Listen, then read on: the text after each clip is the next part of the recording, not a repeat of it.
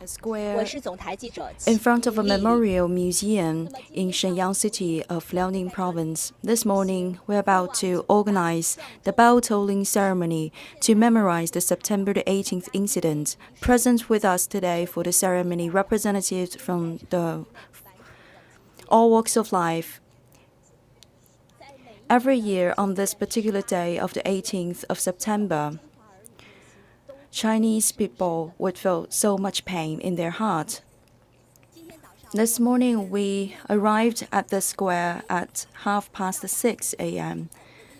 Upon our arrival, we noticed that many local residents have already gathered here.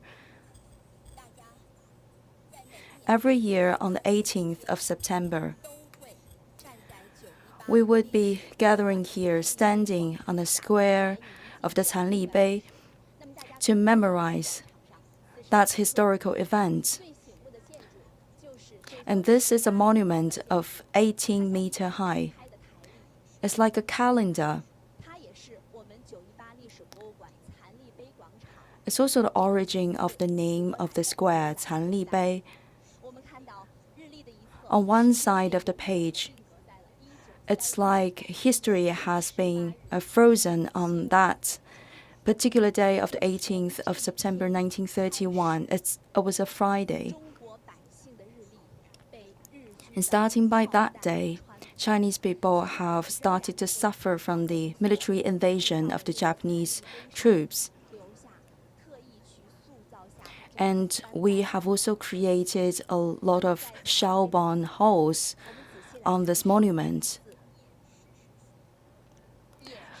And on the other side of the page, it is written that around 10 p.m., the Japanese army has faked a sabotage attack, and they have blamed it on Chinese dissidents.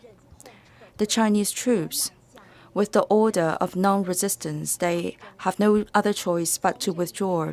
Starting by that day, Japanese troops have started their attacks and also bombing on this land that belonged to the Chinese people. And also, starting by that day, Chinese nations, men and women, have stayed united to fight against the invasion of the Japanese troops. And also on the spot, I'd like to give you more details about this area. Right where we are standing, about 800 meters away, it was the old site of the Liutiaohu section. That exact section of railroad bombed by the Japanese troops. They have even created a monument because they were so proud of that historical event. They have used it as a pretext to annex the whole territory. And on the eastern wall of the museum, it's next to the northern camp of the soldiers. And today, where we are organizing the bell tolling ceremony, it's actually where we have suffered the beginning of the whole Japanese invasion. Today, we have invited representatives from all walks of life to join the bell tolling ceremony. They are from different age groups. We can find elderly people as well as the young students. We have also invited 5 veterans that have joined the war, as well as their relatives. Meanwhile, present with us too, the relatives of the martyrs. And we have invited one special guest, Xue Jun, the grandson, Xue Fuling, our hero. We know that Mr. Xue Fuling passed away in 1997. He has joined the Liberation War and a war of resistance against Japanese aggression, as well as the Korean War against the U.S. Army.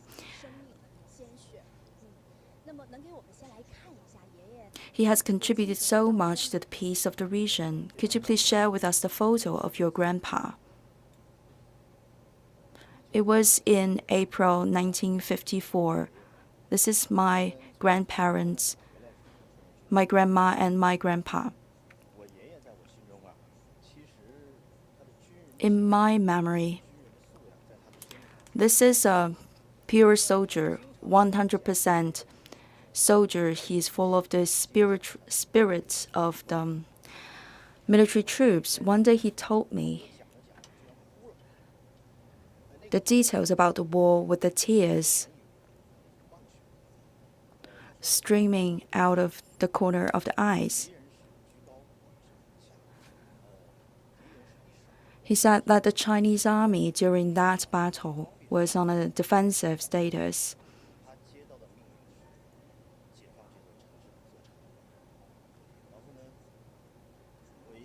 And they were about to enter into a city gate. Finally, they have succeeded with that mission. However, more than 650 soldiers have sacrificed their precious lives. On that moment, upon the sharing of the story, he cannot stop the tears. By then, their greatest wish is to liberalize the city as soon as possible and give the freedom back to the citizens. And we can see all those medals of honors attached to their costumes. Each piece of the medal is a symbol of their contribution to the peace. They have received a lot of titles of honors. Actually, after the success of the war of resistance against the Japanese aggression, they could actually take a rest. However, they have continued their efforts and they joined the Korean War against the U.S. aggression. And they have never bragged about their honors. And I think we should all be grateful about their contribution. It's all thanks to their contribution that today we can enjoy such a peaceful environment. And you also have a photo of the family. Your grandparents, your parents, and also it's a photo taken in 1979. This is my auntie, and that is my father to the right side on the second row. In many occasions, my father told me that we have had very strict education inside the family, and that spirit has been passed down from one generation to another. For example, we have to work hard, we have to love our country and love the party. Until our current generation, we still carry on that spirit of the family. It hasn't been changed a bit. Today, you're not working in the military side, but still you are passing down this family spirit and this revolutionary spirit from your generation and your previous generation to the next generation to come in another sector. Yes, I'm not a soldier myself. I work in the art circle. I'm an actor in the play. But we can also use our skills to use our shows to share the story with the people.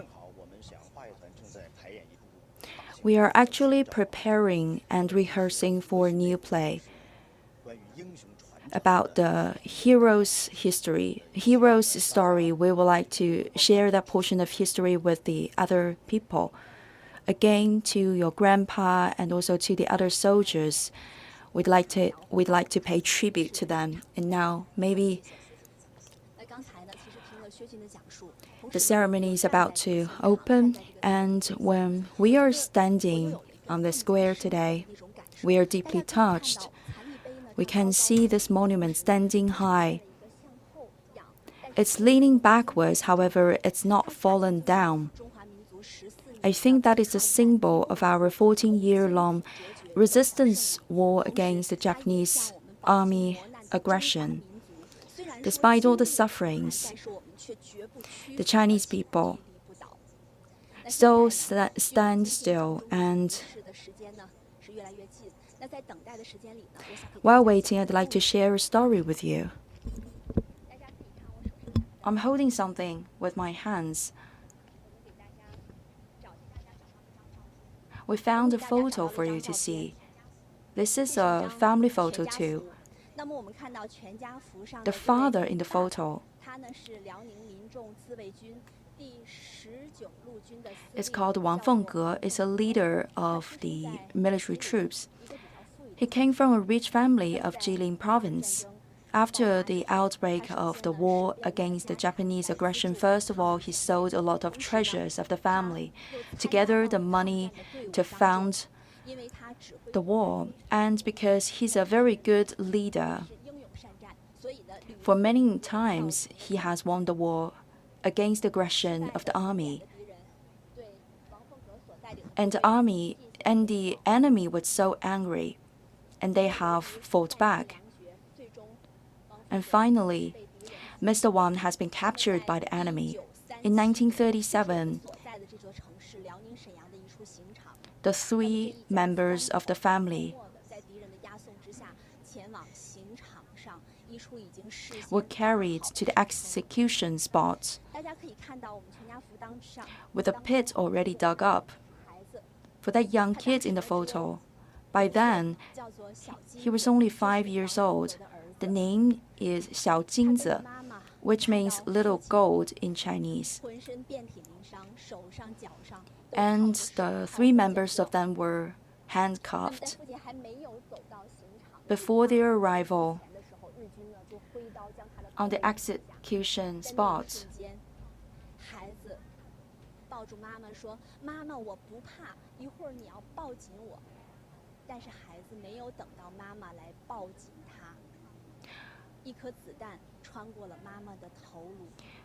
the Japanese army has already started their cruel actions. First of all, they killed the father, and then they put a bullet into the head of the mother.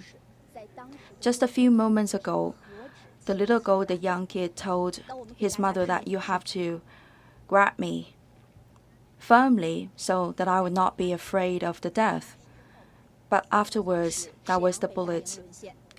And then the Japanese army also put an end to the life of the young kids. After the start of the aggression, within 8 hours only, the whole city of Shenyang totally occupied by the Japanese army. According to the incomplete statistics, during the resistance war against Japanese aggression, we lost 35 million soldiers and civilians, and 42 million refugees were forced to leave their home, and more than 200,000 women were raped by the Japanese soldiers. Japanese army has also started the toxic gas war for 1,312 times. They have used more than 2,000 times the chemical weapons, and more than 100,000 Chinese people were directly intoxicated by those weapons. More than 930 cities were aggressed, and the Japanese army has stolen away 35 million tons of steel. So 92 years later today, when we look at those figures, we can still feel such high degree of pain in our hearts. And again, we have to say thank you to our martyrs and also heroes that have contributed to today's peaceful life of the Chinese people. Now is the start of the bell tolling ceremony. We have to remember the history, pay tribute to the martyrs, and create a better future. Present with us today, representatives of the CPC and the government. From the Central Publicity Department, Mr. Tian Yuan. From the Ministry of Education, DDG Yousen. From the League of the Youth, Mr. Wu Jianbing. From the Central Military Commission, Mr. Wang, Division Director.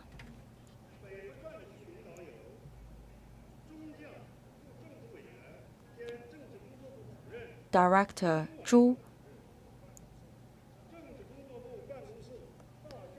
DDG Xu. From Jilin,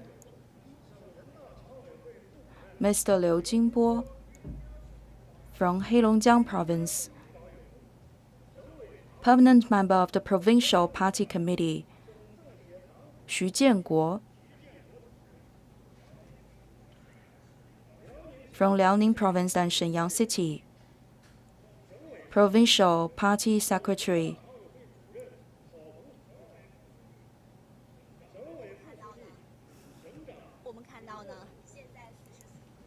At this current moment, representatives from all walks of life, they are solemnly waiting for the bell tolling ceremony.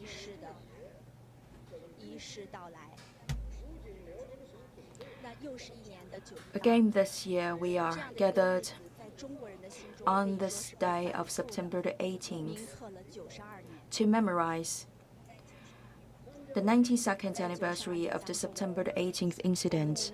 Over the past 92 years, we have never forgotten the sad facts of the history, all those sufferings,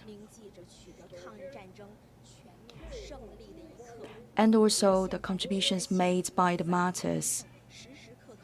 And today we should not forget why we have to memorize all those important historical events.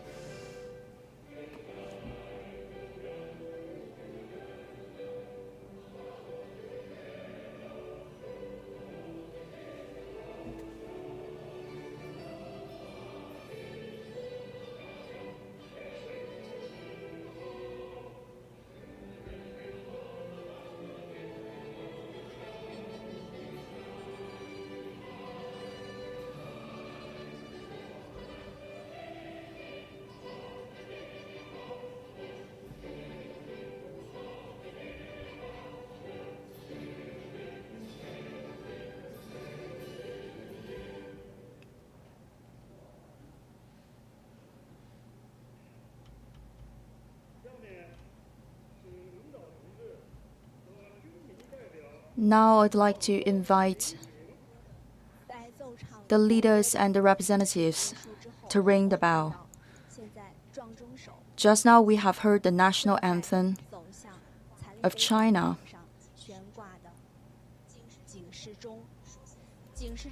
And now our representatives are moving towards the bell.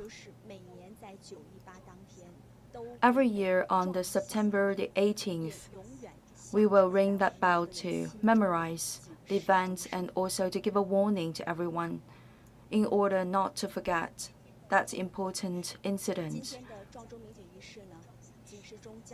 Today we will strike 14 times because the people living in the northeastern part of China have fought very hard for 14 years in order to win the war of resistance against Japanese aggression.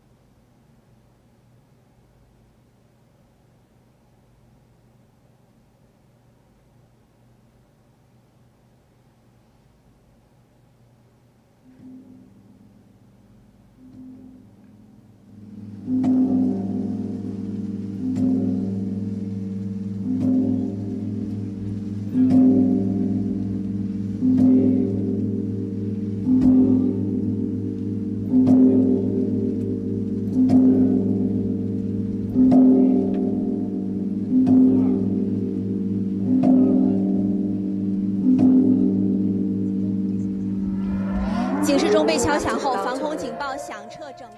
The air raid sirens could be heard across the city of Shenyang. For the vehicles, they will also voluntarily stop on the road. And that is the same thing with our ships. The drivers, they will honk the horns.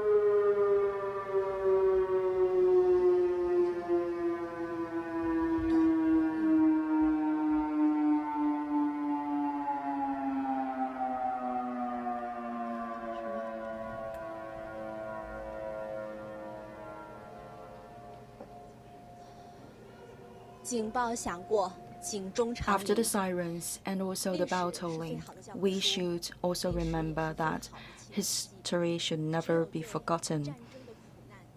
If we can keep in mind the history and all the human sufferings,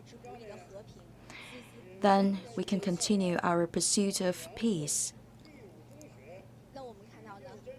Today, many young people have joined us in the bell tolling ceremony. This is a symbol of patriotism. And also, the revolutionary seeds are sown today.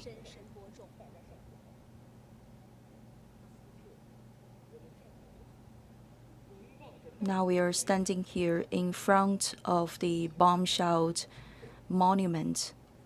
We recall the September the 18th incident created by the Japanese army, which marked the 14-year-long resistance war against the Japanese aggression for 14 years in a row. Chinese people have fought bravely. After the bell tolling ceremony today, citizens of Shenyang will also go inside the historical museum. Every year around this day of September the 18th, we can expect to see more than 10,000 visits on a daily basis in this historical museum.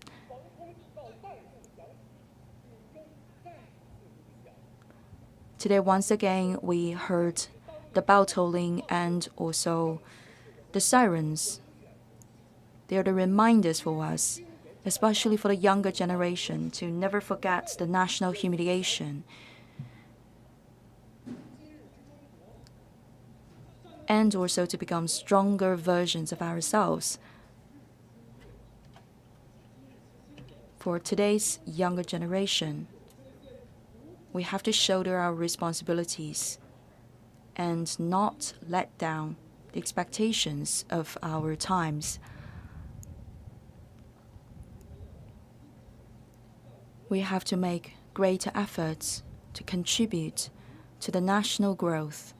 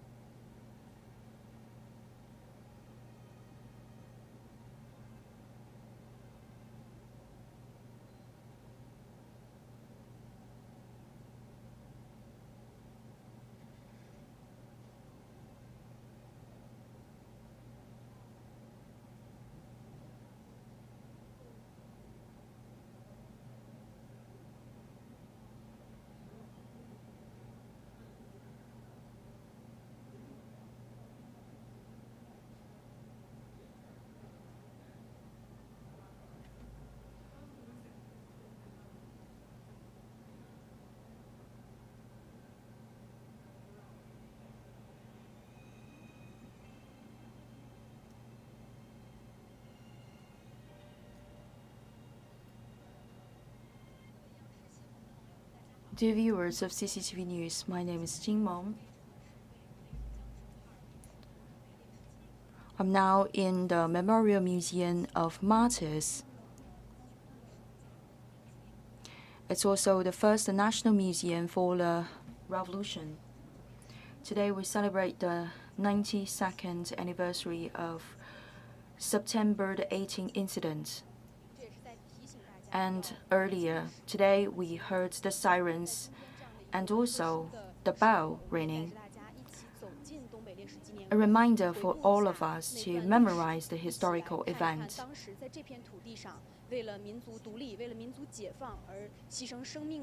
And let's go inside this museum and to know more details about the historical effects. We have invited Madam Gao today, a guide in the Northeastern Martyrs Memorial Museum. Hello everyone, my name is Gao Di. By the entrance, we can see the sculpture. Could you please share with us more details? This is made of the white jade. This is a sculpture based on anonymous hero to commemorate the event. Inside your museum, you have kept a lot of objects from the old days. This building has been built in 1928. In the very beginning, it was used for the library purpose. And during the days of its opening in 1931, immediately we know that the September the 18th incident took place. And later on, this area, this building has been taken by the puppet state of Manchukuo as the police station.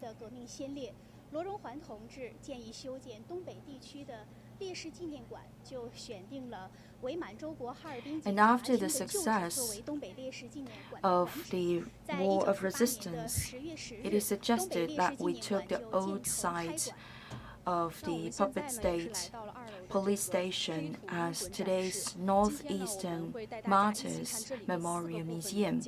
We have an exhibition here. Today we will share with you the 4 sections of the exhibition.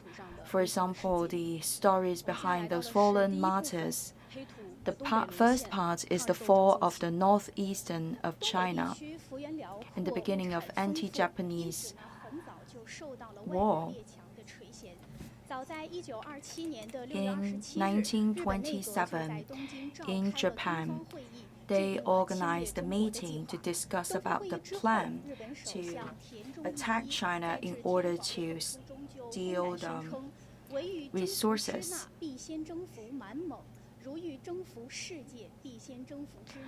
They've made up a plan, and also they have created the Huanggutun incident to kill General Zhang Zuolin in 1931. During the evening of September the 18th, 1931, Japanese troops have blown up a portion of the Liaoning Railroad, but they blamed it on Chinese nationalists. On the 5th of February 1932, Japanese army occupied Harbin city.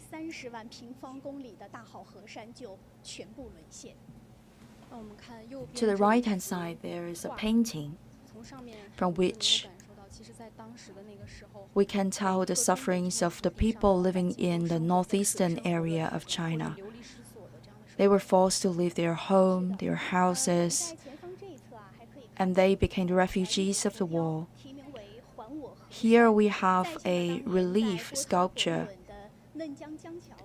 of which the name is "Give Our Homeland Back." Our soldiers, as well as the residents, they have fought very hard.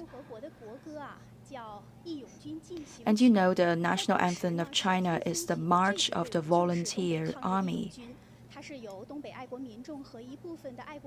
And this volunteer army was created by the local people. At its peak moment, we have 400,000 of soldiers. This is Deng Tiemei, one of the leaders of the volunteer army of the northeastern part of China. And this is the military coupon. In the middle, we can find a picture. To its right-hand side is a soldier on guard. To its left-hand side, it's a farmer. And this is a symbol of cooperation between the military and the civilian society. Now we move to the part 2 of the exhibition. The creation of the United Army against the Japanese aggression. First of all, I'd like to introduce Luo Dengxian to all of you. One of the major founders of the United Army. During the meeting, he said that for the CPC, we will share the fate of the people in northeastern parts of China. Wherever there's the suffering under the Japanese aggression, we will be there with the people. Today, the northeastern part of China is suffering, so we should not leave this region. If we leave, then we would be called cowards.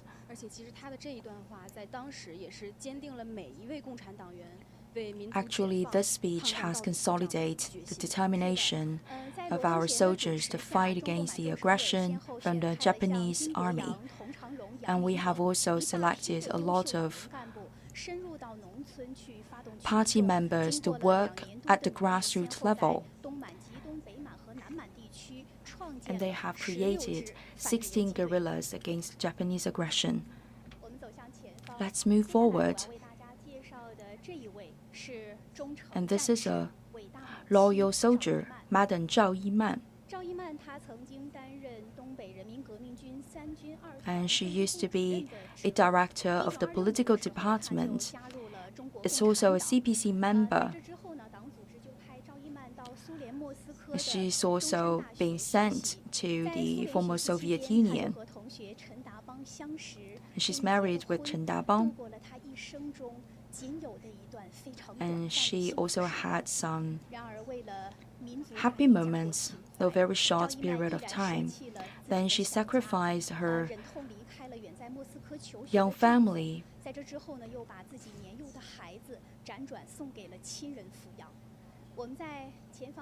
in order to join the resistance war. This is a photo with Madam Zhao and her son, the only photo with the mother and the son together.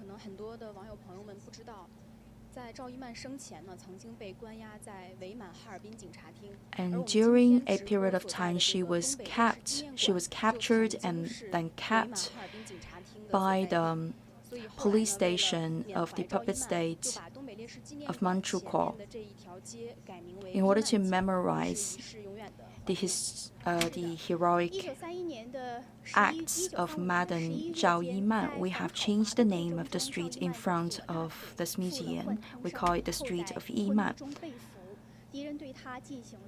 After the capture, she has been tortured, but she has refused to reveal the secrets of the party. So finally, the enemy was so angry that they decided to kill Madam Zhao Yiman.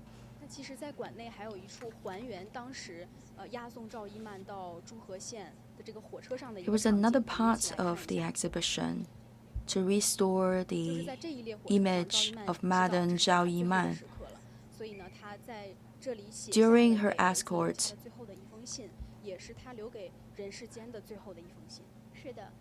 and during this trip on the railway, she has left a message to her son.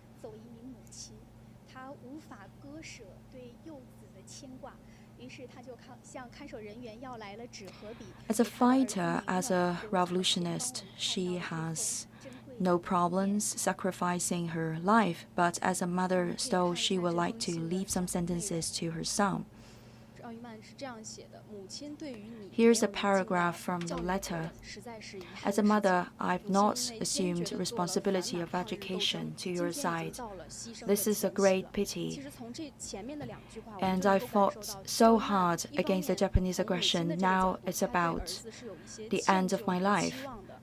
There's no more chance for us to meet each other. Please grow up. And then you will also contribute to our country, and after growing up, you would know that your mother sacrificed for the sake of the motherland. And she died very young, at the age of 31. In 1935, on the 1st of August, the CPC Central Committee has published the Declaration of the 1st of August. In front of us now, the famous leaders, the generals. Today, on the special day of September the 18th,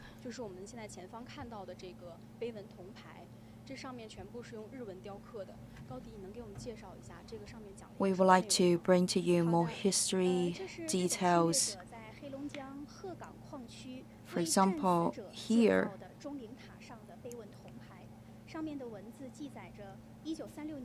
this is a plaque made of bronze created by the Japanese soldiers aggressing China.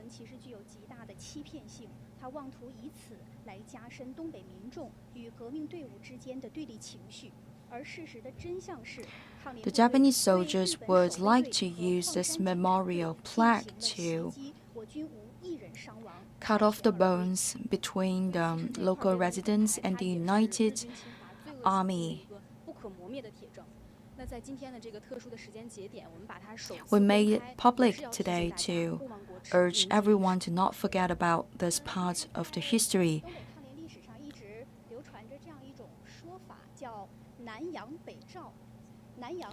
We have Mr. Yang Jingyu in the southern part of the region. Here we have a statue in bronze, weighing 1.25 tons. The name of the statue is called the Backbone. It's the heaviest bronze statue demonstrated to the public in our museum.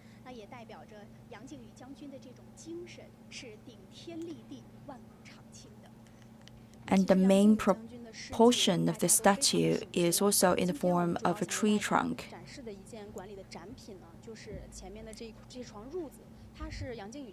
And this is a quill used by General Yang Jingyu.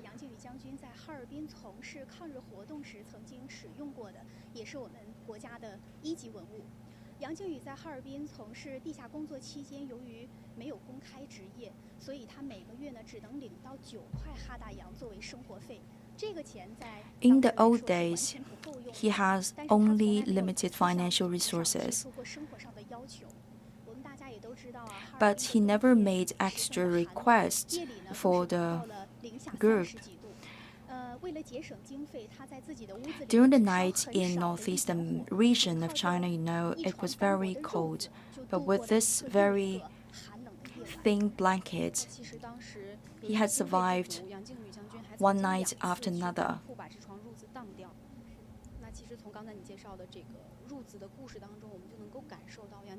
And he cannot afford but very small fire inside the house to keep the body warm.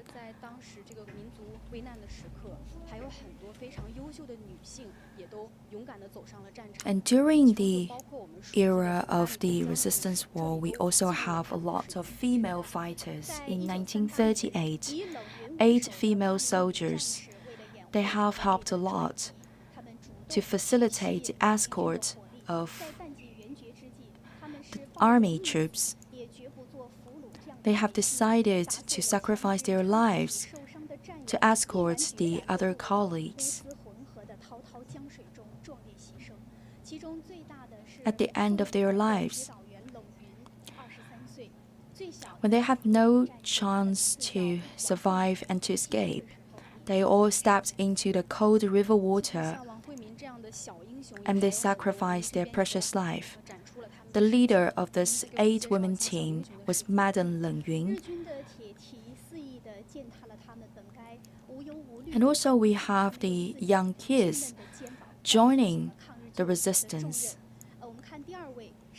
With the invasion of the Japanese army, those children can have no chance to enjoy their carefree childhood. So they have decided to join the resistance war too. On the wall you can see the pictures of the young kids sacrificing their young lives for the victory of the war. For the part 4,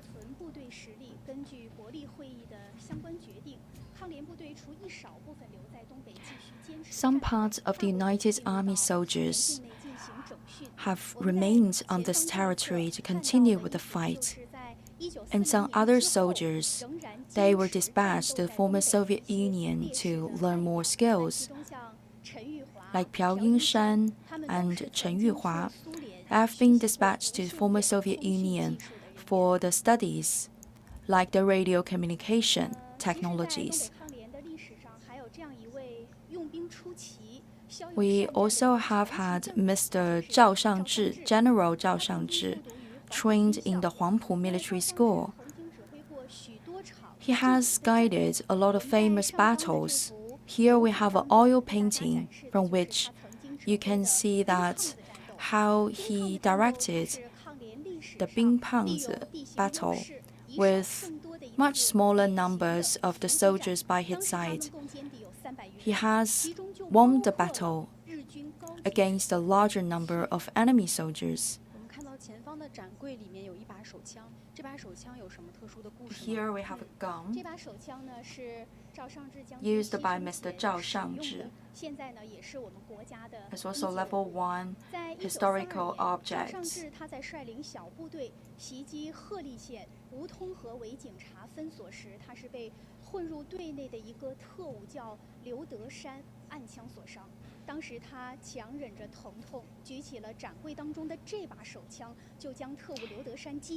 The enemy had sent someone called Liu into the army of Mr. Zhao, and at the end of his life, he has used this gun to fight back. This is a sentence from the letter by General Zhao Shangzhi to the party commission. Party membership is the life of each member of the CPC. Not for a single day I will leave the party.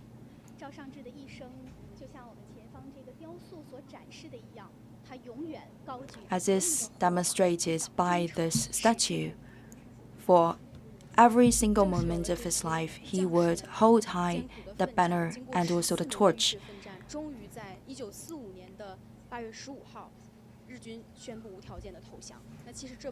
On the 15th of August 1945, finally we won the battle. We won the resistance war against the Japanese aggression.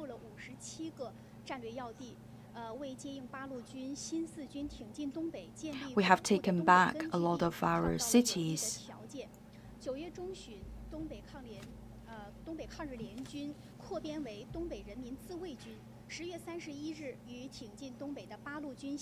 And also the armies were gathered together, and the United Army of the northeastern part of China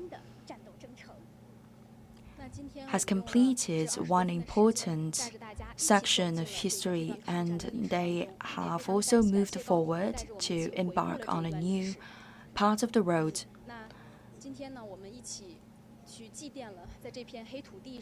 On this land with the black soil, together we have traveled through this museum to memorize all those historical facts. All the names of the heroes have been put into the history book. And today we memorize the 92nd anniversary of the September 18th incident. We pay tribute to all the fallen heroes and martyrs that have sacrificed their precious lives for the victory of the war of resistance.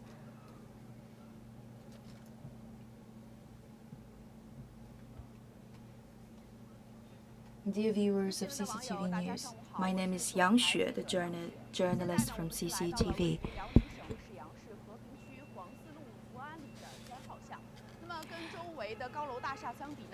Now I'm at the entrance of a small pathway, of which the architectural style is quite different from the other surrounding buildings.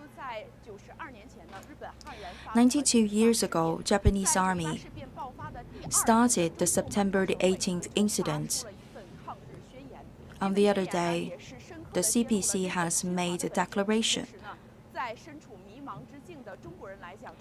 From this declaration, we have pointed out the truth of the history, the truth behind that historical events. And today, please follow me to know more details about this declaration. Today we have invited a guide. Please say hi to everyone. Good morning, everyone. I'm a worker at the Memorial Museum of the site of the CPC committee in the ancient Manchuria. You know very clearly about the historical facts. First of all, I'd like to ask a question. Why this place? Because you can see the surrounding area is quite animated.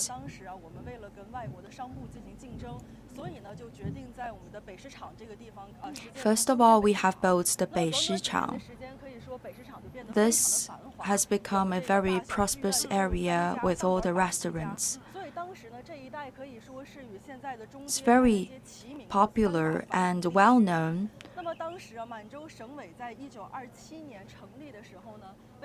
In 1927, with the creation of the party committee here, we have selected this place. We have rented this place because we can use the nearby prosperity to hide up a little bit our secret work.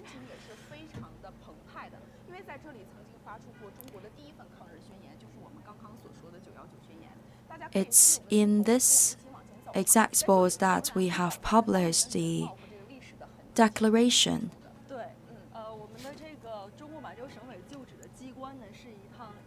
We have the green bricks, blue and green bricks. It's almost a 100-year-old building. In order to protect this historical buildings, we have upgraded its level for the relics protection.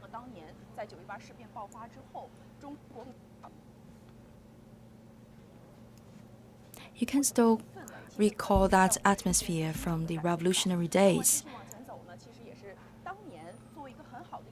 because it has always been a downtown area, so it's a wonderful cover for the secret work of the CPC.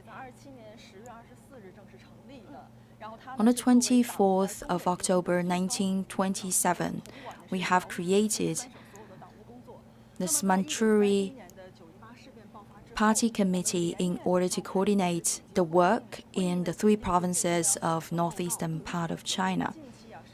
We have decided that our colleagues should meet up every day in order to do the daily briefing. And the next day of the September the 18th event, the committee has published a declaration to unveil the true intentions of the Japanese army. And from this window, you can have a closer look at the demonstration. For this scenario, what can we withdraw as information? In the evening of September the 18th and in the early morning of September the 19th, 1931, we have created our own newspaper publications. Previously, we explained the reason why we have chosen this place. In the downtown area, we have rented this building to cover up our identity. Mr. Chen, the first party secretary of the local committee, lived here with his spouse and also with the secretary. This area has been a downtown area, with most of the local residents as the rich people. So our party general secretary of the local committee has another identity. To the outside world, he declared himself as a businessman, but every day when he came back, he would bring a lot of party work documents in his suitcase.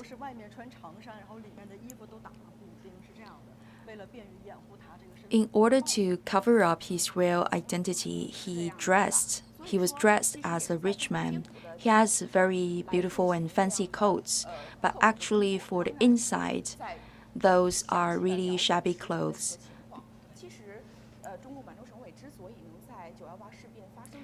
Just on the other day of September the 18th incident, the committee has published the declaration. It was very quick action because for a long time they have kept an eye on the development of the situation.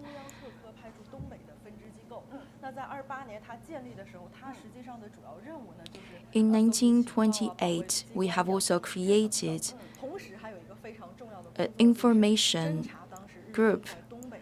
They have collected a lot of information in order to detect enemies and also safeguard the work of our own colleagues and comrades. In the south station of Shenyang City, they discovered a lot more barriers than ever.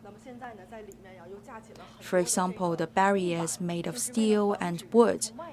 Those barriers are used to avoid the observation of outsiders. And there are also more soldiers on guard. Immediately, they noticed that the Japanese army was about to take actions. And our information officers have immediately reported that information to the upper authorities. That has explained why we have immediately reported the true intentions of the Japanese army just the other day of the September the 18th incident.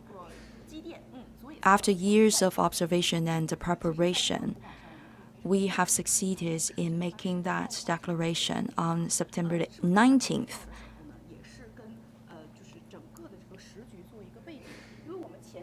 We have accumulated that insight, and in a hurry, we have organized a meeting for the discussion. Around 10 p.m., the evening of September the 18th, Japanese soldiers, they have faked sabotage attack. They have blown up a portion of a railroad in the South Manchurian.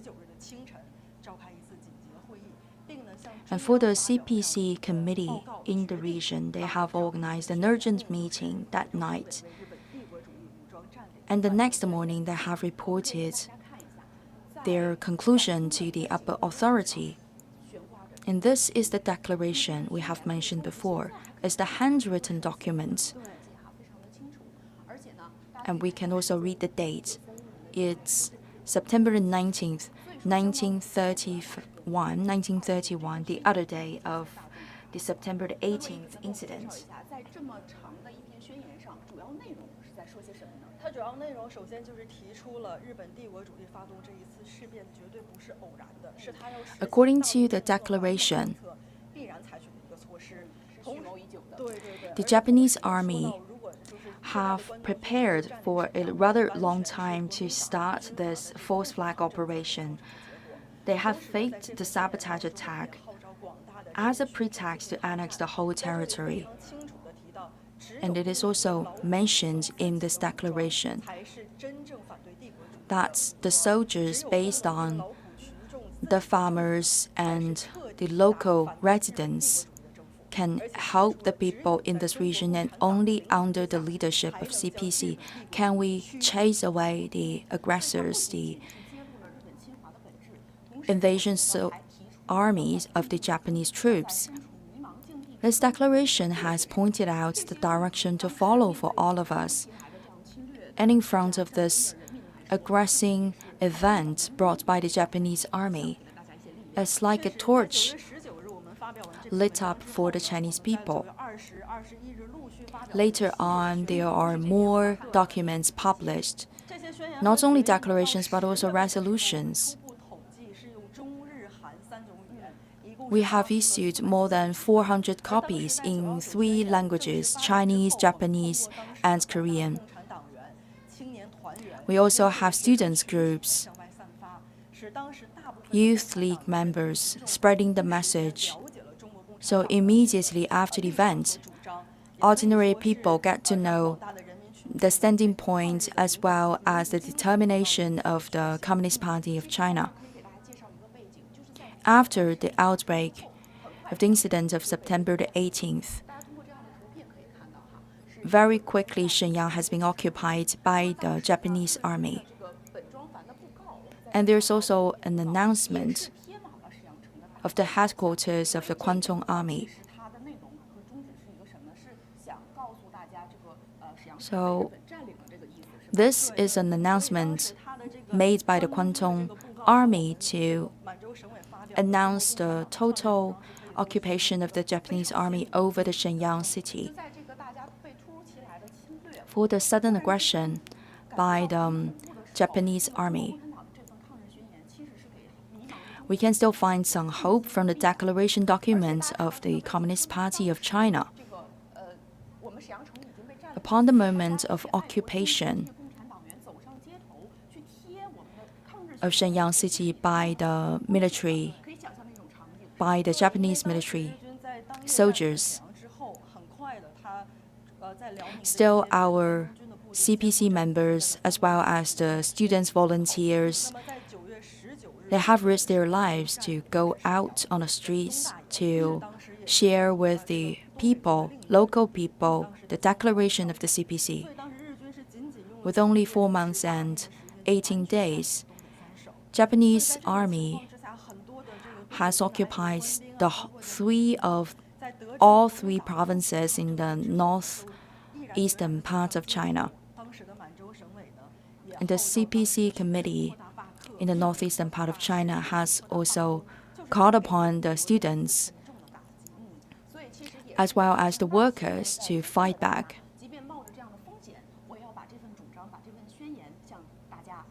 And also they have published and spread the notice of this declaration. Sometimes we even put the CPC declaration by the side of the notice, the announcement of the Kwantung Army of Japan. Those are the symbolic actions taken by the CPC. And on the 20th of September, another document made by the CPC Central Committee, a resolution calls the opposition to the occupation of Japanese army in the three provinces. Today, when we read once again these documents, we are still deeply touched.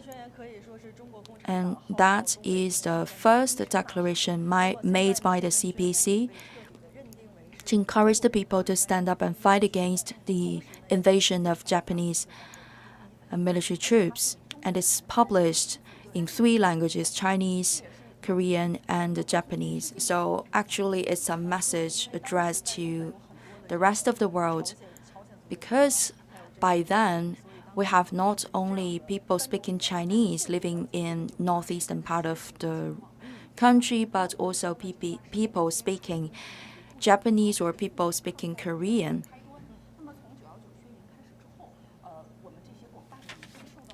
And the people, they are also deeply inspired by the declaration published by the CPC on the 19th of September. Some of the local people, they have created their voluntary forces, and the workers, they have organized voluntary movement. For example, around the Huanggutun, local workers, they have united together to launch the movement against the Japanese aggression.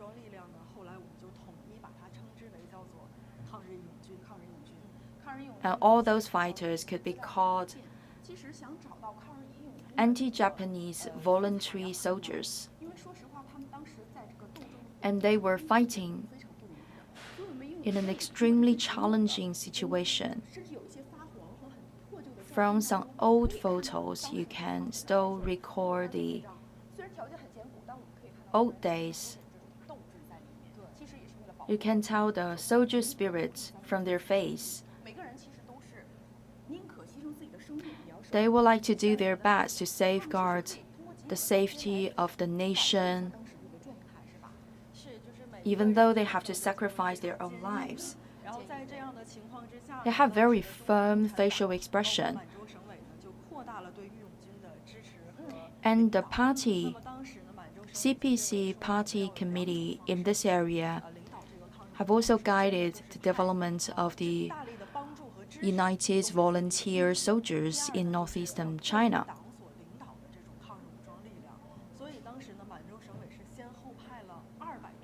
in the Manchu Committee of CPC.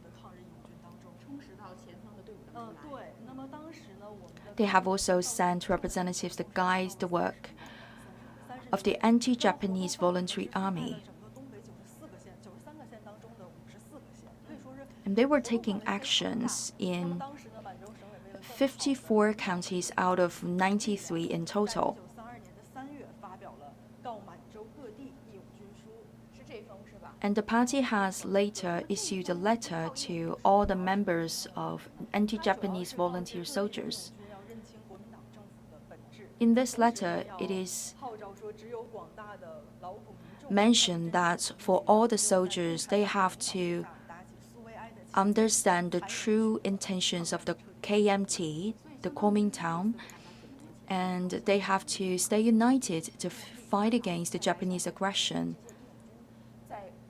They are safeguarding the territorial integrity and also national independence. And they were fighting with the utmost effort in the volunteer armies in Liaoning region. We have Mr. Huang Xiansheng, a high-ranked soldier, 发的时候，他是辽宁省的警务处处长。 and also head of the police station of Shenyang. 那9·1大 After the outbreak of September the 18th incident, 愤恨 the KMT Kuomintang has adopted a non-resistance policy, and Mr. Huang was so angry about that policy.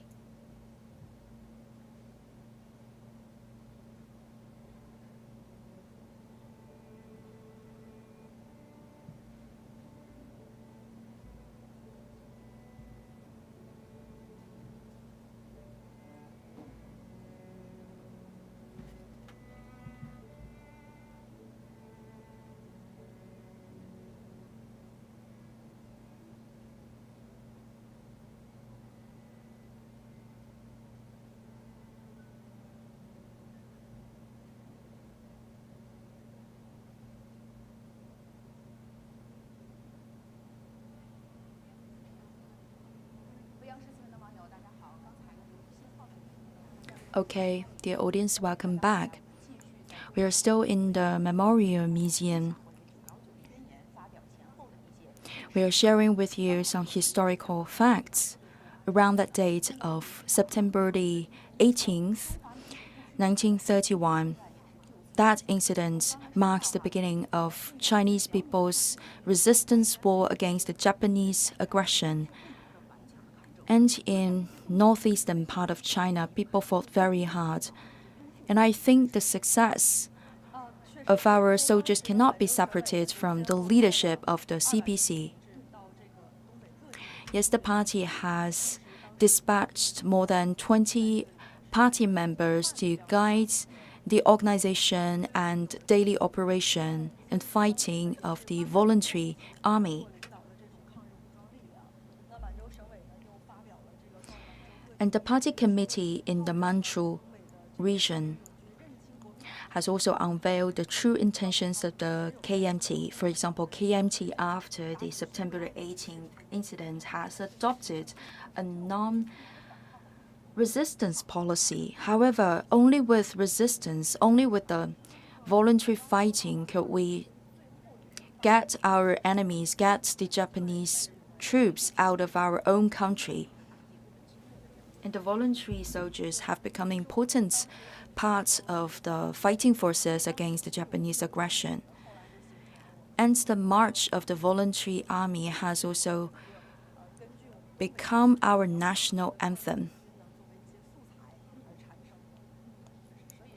And during this process of the fighting, we have witnessed a lot of heroic actions and many touching stories. Those have also been put into our national anthem. And what about the next stage? By the beginning of the year 1932, the Manchurian CPC committee has noticed that in order to succeed in the battles against the Japanese aggression, we have to consolidate the leadership of CPC to make the fighting, to make our resistance war more organized. And Mr. Zhou Enlai has also pointed out that we have to build up our own military troops. In the beginning of the year 1932, Mr. Luo and Mr. Yang Ling have co-authored an article for the creation of anti-Japanese guerrilla. The creation of anti-Japanese guerrilla has become one new priority of the party. What is so special about the guerrilla? Before that year, we have noticed very fast development of the voluntary armies. However, without a uniformed leadership of the CPC, sometimes there is the lack of coordination of the efforts. But once we have the leadership of the CPC, it's like we have the backbone and we are more united. So we have created guerrilla guided by the party organizations. In 4 guerrilla areas, we have started the guerrilla fighting. We have sent Li Zhaoling, Zhao Shangzhi, Yang Jingyu, those famous fighters generals, to direct the guerrilla work. And those guerrillas have launched very famous attacks. And they have successfully limited the further invasion of the Japanese army. And they have also spelled catastrophe on the enemies. Zhao Shangzhi, at that moment, he was the Secretary General of the Party Commission. And he was later appointed as the leader of the guerrilla fighting in the Bayan region. This was a very heroic troop. The enemies were all afraid of the team of Mr. Zhao Shangzhi. They have also gained a lot of experience.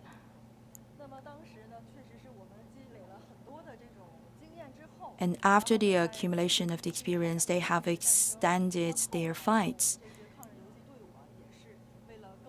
And for the guerrillas, we have also restructured the troops to become the People's Army of the northeastern part of China.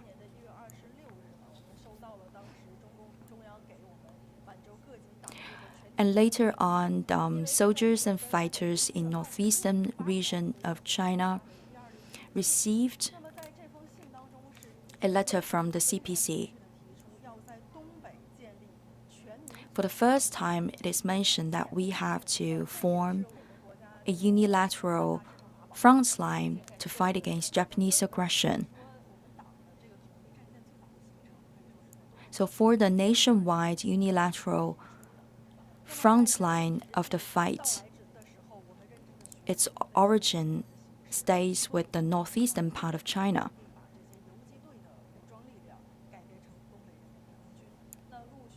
We have created 6 sections of the troops with in total 6,000 soldiers, and those are very brave soldiers.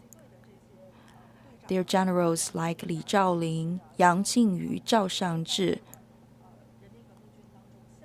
They were appointed to very important positions in the army with the leadership of the CPC and with the guidance of the party appointed members.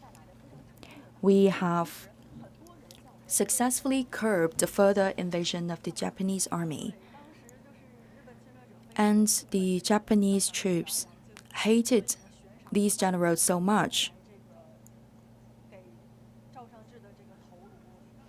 For example, they even proposed 10,000 yuan for the life of General Zhao Shangzhi. Because generals like Zhao Shangzhi and Yang Jingyu, they were brilliant for the guide of the fight. And we don't have a lot of photos of those generals, only limited resources to help us remember what they look like. But what we know for sure is that they were always very firm in their fight against the Japanese aggression. We can still find a great many sources of inspiration from our fighters. It's hard for us to imagine when you fight in northeastern part of China in winter days. The temperature could be -40 outside. And all the soldiers, they are fully determined to chase the enemies out of the country. In 1955, in the title and prize awarding ceremony for the soldiers, Chairman Mao received General Feng Zhongyun, and Chairman Mao said that you have had very difficult time in the northeastern area of China. I knew that. What you have experienced has been even more challenging than we soldiers during the Long March. We have also heard the story about Yang Jingyu. Today, when we visit those memorial museums, we know it's not only some words on the history book, it's not just some words on the paper, it's the real experience of those martyrs and fallen heroes. For such a thing, what about the next stage? In 1932, we published a declaration to unify the troops in northeastern part of China under the direct leadership of the CPC. And that is what we call the Northeast Anti-Japanese United Army. They have 11 teams in total in the United Army. One of the pillar forces to fight against the Japanese aggression. And with the firm leadership of the CPC, many ambitious soldiers and the younger generation have worked together hand in hand to safeguard the territorial integrity and the national security for the people. This year marks the 92nd anniversary of the September the 18th incident. We notice many visitors, they come voluntarily to visit our museum.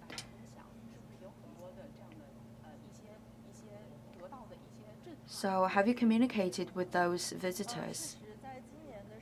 Today is the 18th of September.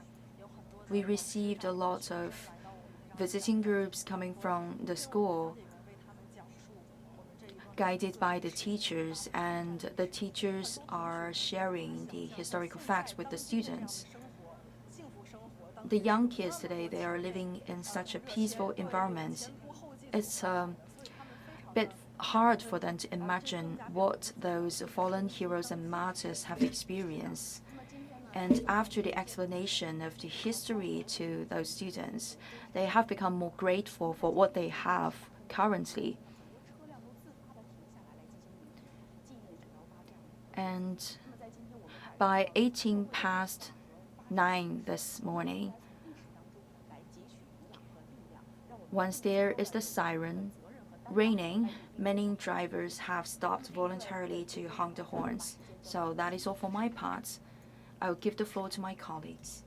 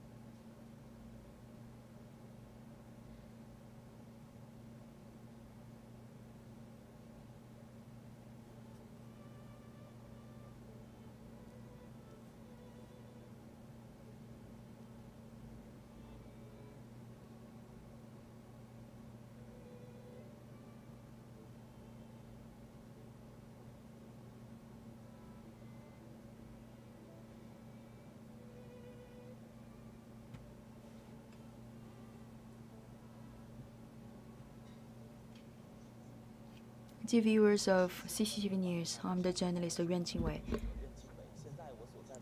I'm now in Panshi of Jilin. I'm also in a memorial museum.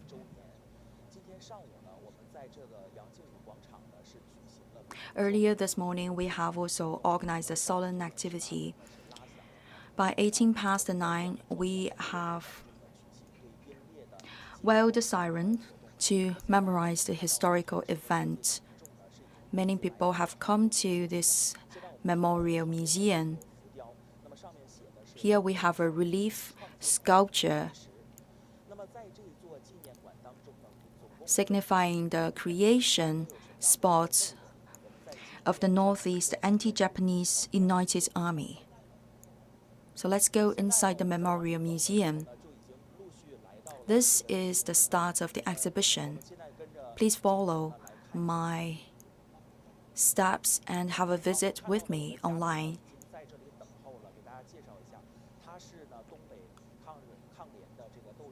We have invited Li Qiuhong, the leader of the Anti-Japanese Memorial Museum of Panshi. So together, we too will give you more details about this part of the history.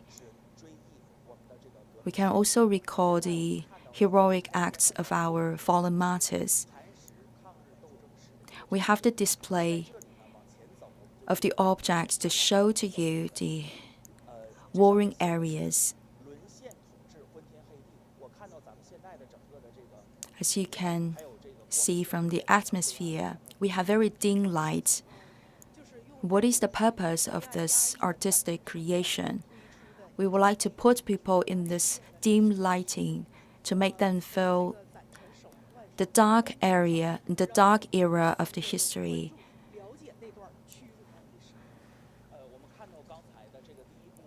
In the first part, we have witnessed that relief sculpture. And now we are surrounded by the dimmed light.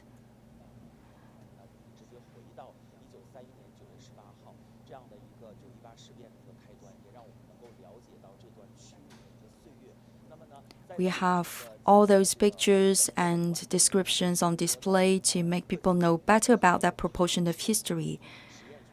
For example, we have noticed among the visitors, the students from the local middle school. Maybe we can start by the part 1 to share the history with our people. We have several parts of the exhibition. In part 1, we have used the dim light to present the September the 18th incident to the people. Here we have the pictures and also the writings. On the 18th of September 1931, Japanese army have blown up a portion of the railroad and limited by the KMT non-resistance policy.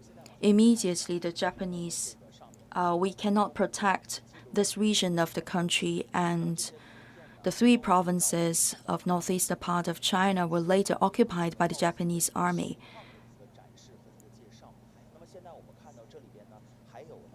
We have those real pictures to show to you what have happened during that day and also in that moment of history.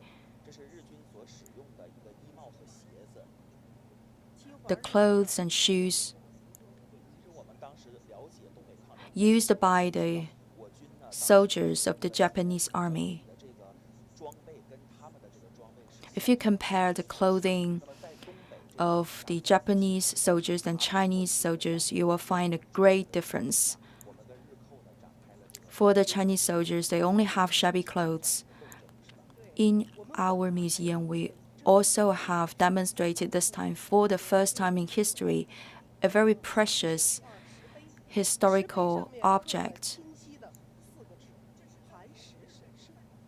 It's written on the stone, Panshi War Shrine. During the occupation by the Japanese army, they have created a war shrine here in Panshi. They would like to annex the whole territory into their country.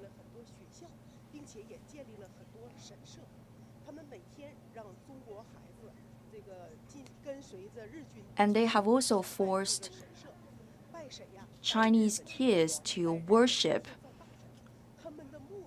the war shrine. And finally, they would like to turn the Chinese younger generation, the slaves, and to forget their own ancestors.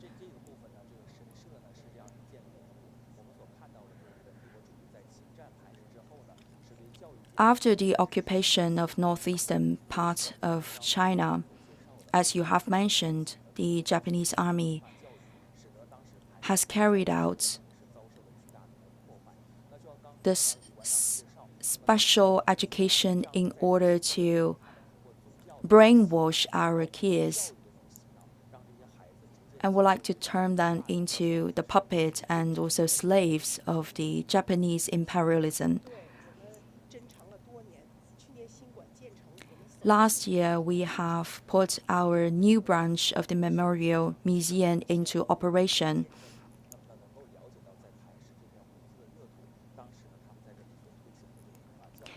And for the first time, we have demonstrated this piece of stone for the public. Let's continue with our visit. Just now, it's the first chapter is the section 1 of the exhibition. And the lighting has become warmer. And this lighting has given to us more hope and more warmth. Because in this chapter 2, we're about to share with you the creation of the County Party Committee. Who brought the hope to us and who brought the inspiration to us is the Communist Party of China. The CPC, Communist Party of China, has brought hope and a second life to this region. In 1929, the first party department has been created in Panshi County. And the party has also sent an official to Panshi County to create this department. And later on, we have also officially created the county committee of the CPC based in Panshi.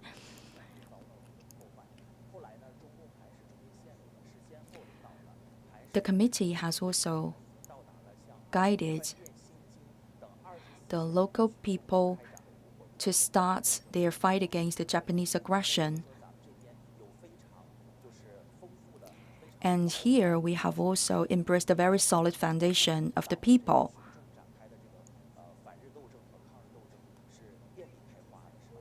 In 1933, General Yang Jingyu and the party department has guided a lot of successful battles against the Japanese aggression.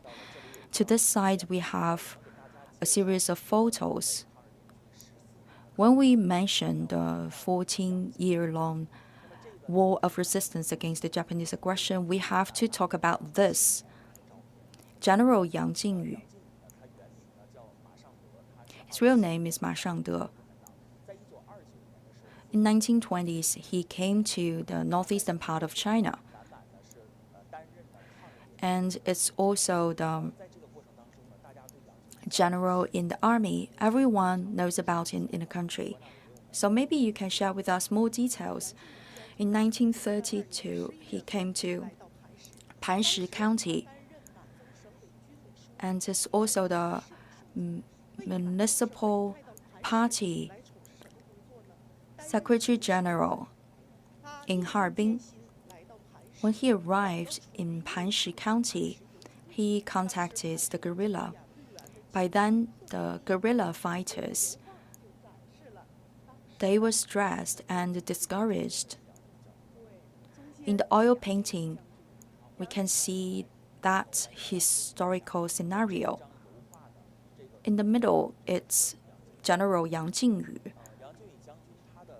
He's a very tall person. The body height is about 193 meters.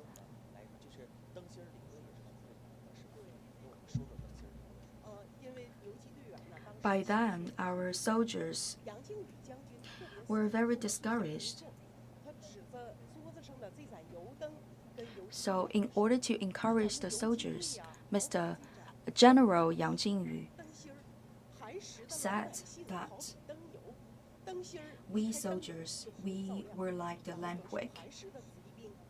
But the lamp oil is like the people.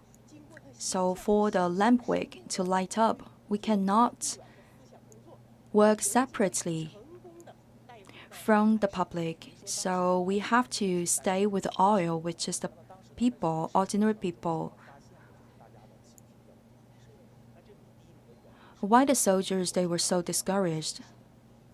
Because they were outnumbered by the enemies. Back then,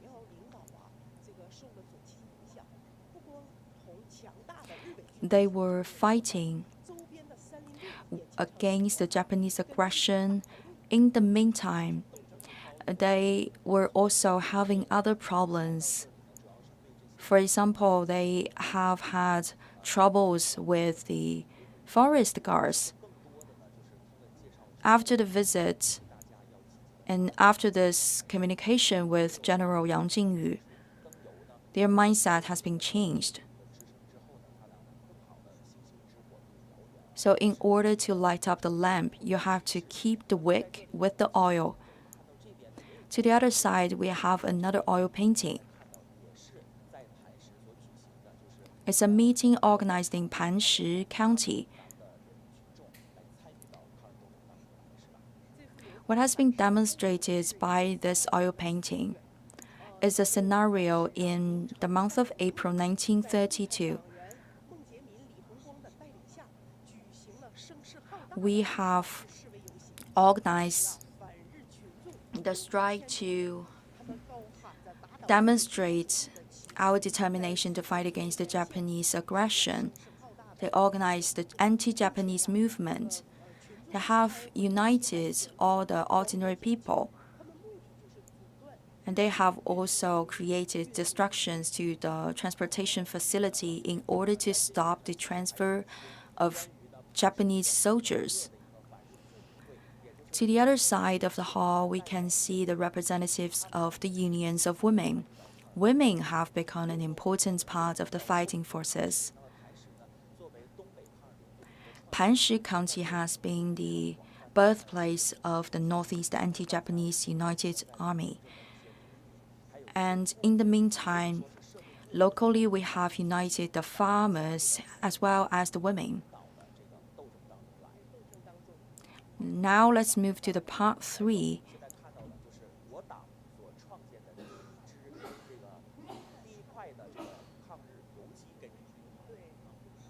The first base of anti-Japanese guerrilla fight is in the Hongshilazi mountain. It's not a very high mountain, with the peak standing at 800 meters above sea. It's only 125 kilometers away from Shenyang City. It's not a guerrilla base with a lot of advantages. But why we consider it a very important area? Because here we have very consolidated foundation of popularity. We have received a lot of support from the grassroots people. Here we have the general introduction to the anti-Japanese guerrilla bases of Hongshilazi. This is one of the very first guerrilla bases created by the Chinese people. And this guerrilla bases has supported a lot the CPC leadership in the fight against the Japanese aggression.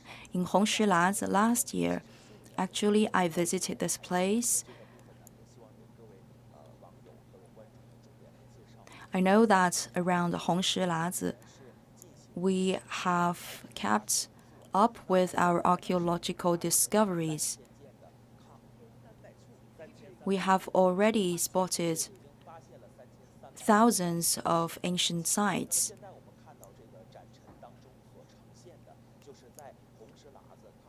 These are what we have unearthed as historical artifacts. For example, this one. It's a bullet shell with the marks on the surface of the bullet. We can already start to guess what has happened in history, what has unveiled 红石喇子.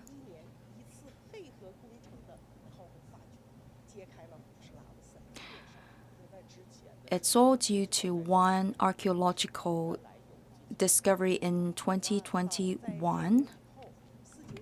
And back in the 1950s, the Jilin University, as well as the other institutions, have already come to our area for the unearthing and investigations. And last year, for the archaeological discoveries, we have discovered many more artifacts. Because today we have more advanced archaeological technologies. In 2020, within an area of 300 square meters, we have unearthed a lot of artifacts. Many of them are weapons and bombs.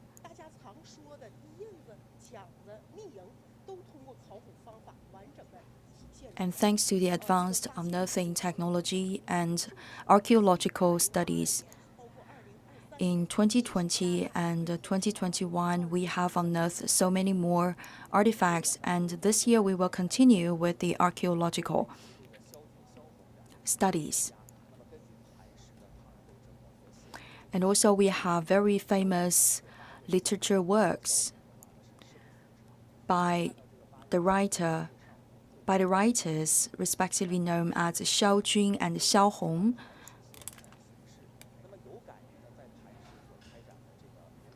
They were deeply touched by the historical facts of anti-Japanese wars in the Panshi County, so they have created the works. And they have also been contacted by the Writers' Union to create these works, because all those works presented by the two writers are deeply correlated with the revolutionary era. Just now, it's the writer Xiao Jun, and this is the writer Xiao Hong. And there's even one sentence in the work of the writer Xiao Hong. The Revolutionary Army is in Panshi. Can you go there? Are you able to go there? Xiao Jun and Xiao Hong, the two writers, have never visited Panshi County, but they've heard a lot about the fighting situation in this area. So against that background of the fight, anti-Japanese fight in Panshi County, they have written the novels.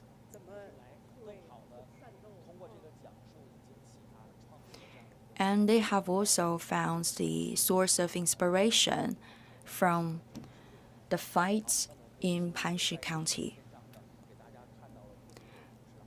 In this third part, we have mentioned not only the guerrilla base in Hongshilas, but also we have talked about the famous writers like Xiao Jun and Xiao Hong. And with the works, when we read them, we can immediately be brought back to the old days of the revolution. And please follow me to the next part of the exhibition. It's also a highlight of our exhibition. Over there, you can see the pictures of the archaeological site of Hongshilas. Last year, I've also been invited to join the exploration program. As is mentioned by our head of museum, we have unearthed a great number of the historical artifacts. Many of the artifacts have been put on display in the memorial museum here.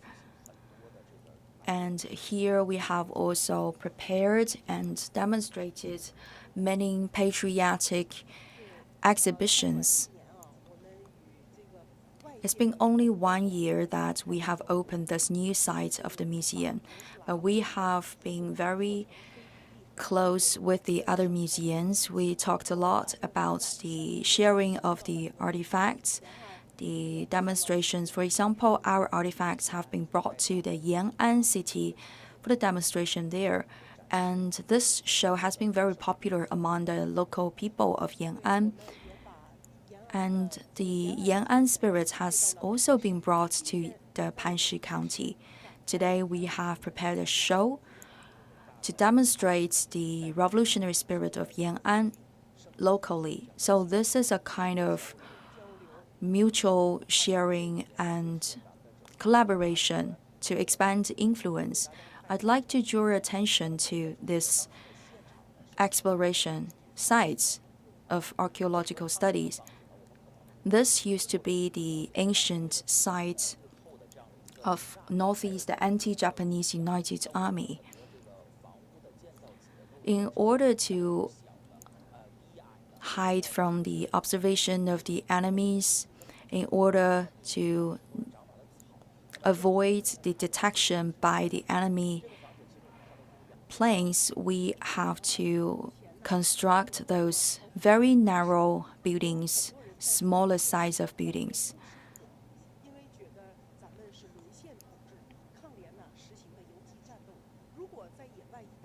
In the past, the people thought that the guerrilla soldiers, they are always on the move. And they cannot make the fire because they would not like the enemies to find them out. But that is not true.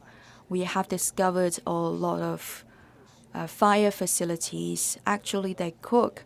They would stop to make a fire.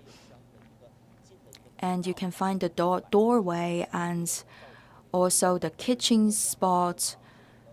With the archaeological discoveries, we can know better about the life of our guerrilla soldiers among the rivers and mountains, how they have kept alive and even raised some animals. They have also organized their own gatherings. Last year, when I was here for the unearthing of the Hongshilazi, I witnessed a square with 300 square meters. This has been a place for the training. They have also written their military song. The song has encouraged many soldiers working in the team and even attracted more new members to join the military. And these are the artifacts we have unearthed from the site. And they are important witness of the history.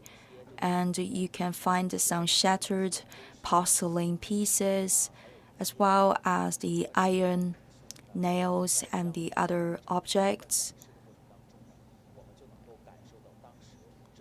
When you look at those objects, immediately you have that image of the old day life of the guerrilla fighters. And also one star artifact. It's a gun.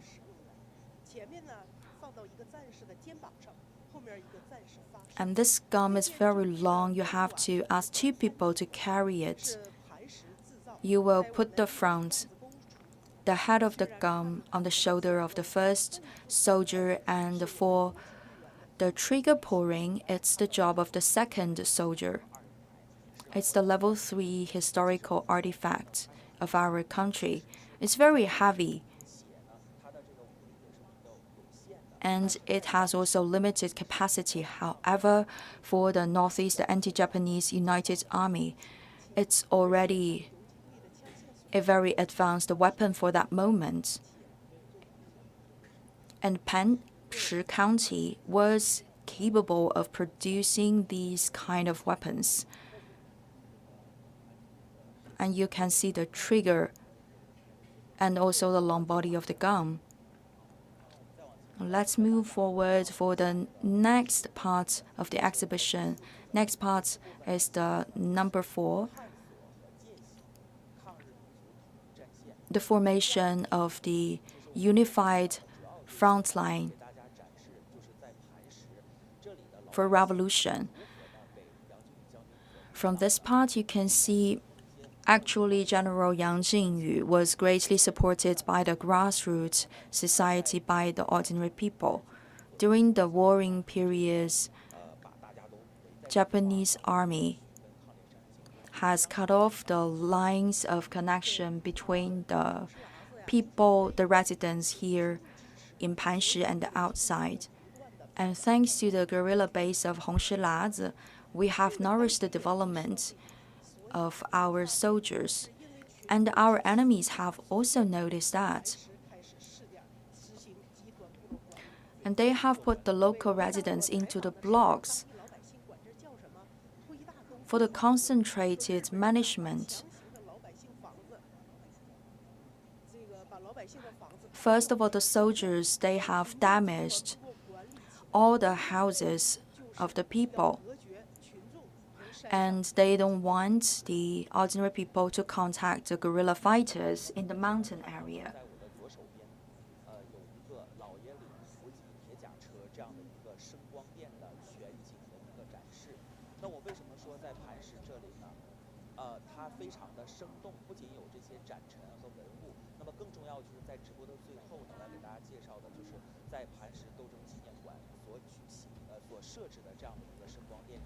Here we use the sound system and lighting system to create atmosphere for the visitors to experience the old days situation.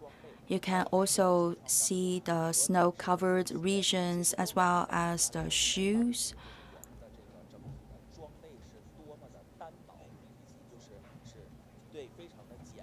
Those anti-Japanese soldiers, they have really simple versions of supplies. But for the Japanese side, they have the armored vehicles. In order to curb the advancement of the Japanese enemies, Chinese soldiers have taken some actions. When there's the armored vehicle coming from the Japanese side, General Yang Jingyu has decided to fight back. It was very cold by then. Together with the other soldiers, General Yang Jingyu waited by the side of the road, and they have unnailed some parts of the railway. So immediately, the armored vehicles, they were stopped, and the Chinese soldiers immediately rushed to the armored vehicle in order to capture the enemies. And they have also seized many supplies from the Japanese side. And dear viewers, now together we have experienced the 4 sections of the exhibitions. Due to the time limits, we cannot show everything to you, but still we have explained all those important historical details like the stones and also simple supplies used by the Chinese soldiers during their fight against the Japanese invaders. In this special day to memorize the 92nd anniversary of September the 18th incident, we made the visit in order to share that important history with all of you. We should never forget our national humiliation.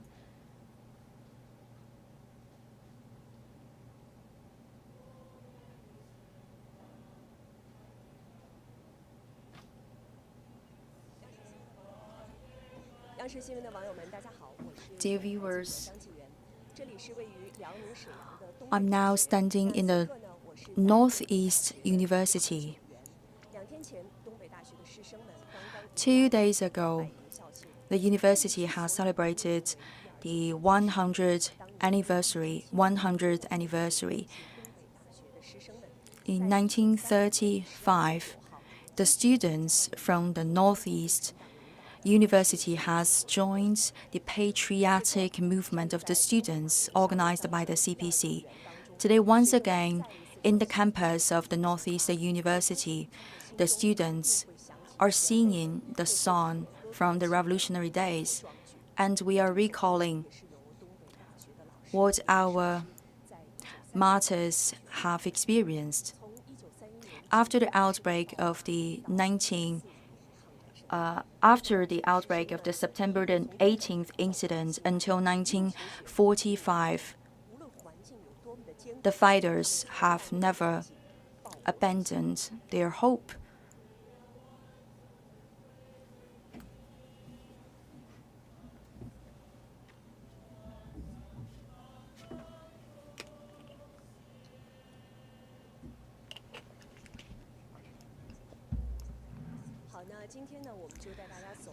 Today we are in the History Museum of the Northeastern University. Together we look back on that sad part of history. We have invited Professor Chen Jun to give us more interpretation about this play inside this museum. Hello everyone, my name is Chen Jun.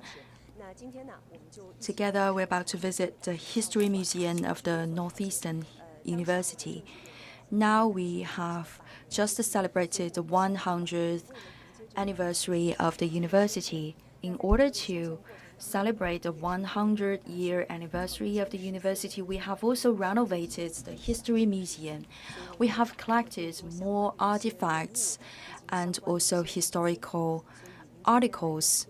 Today you will give us more interpretations on that to give us a better understanding of the history. We have to know that before 1931, the Northeastern University has already witnessed and embraced a very fast development. However, due to the September 18th incident, the development track for the university has been changed and altered. Before 1931, the Northeastern University has already become a very high-quality university. By then, we have 6 colleges for education, for literature, for humanities, for legal studies, etc. We have sufficient budget and very good reputation. We have Zhuang Changgong, Zhi Yufeng, Liang Shicheng, Lin Huiying, all those very famous scholars as professors, and they were also members of our academy. Just when the Northeastern University reached its peak of development, we have witnessed the outbreak of the September 18th incident, and the fate of the university has been altered. And here we are inside the History Museum of the university. There is also the trajectory of flee of the university after the outbreak of the incident. 6 days later, we took the train to reach Beijing, and then we created our branch in Xi'an. In 1937, we created our office inside Henan University, and we changed the name into the National Northeastern University. In 1937 too, we have moved from Kaifeng City to Xi'an City. And later on, we moved to Sichuan Province.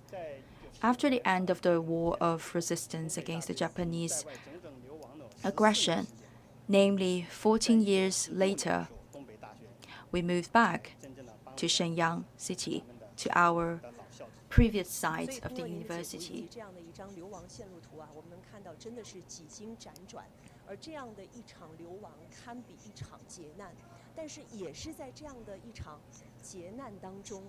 This has been a huge disaster for the university, but still there are a lot of pioneering revolutionists coming from the university that have contributed to this fight against the Japanese aggression.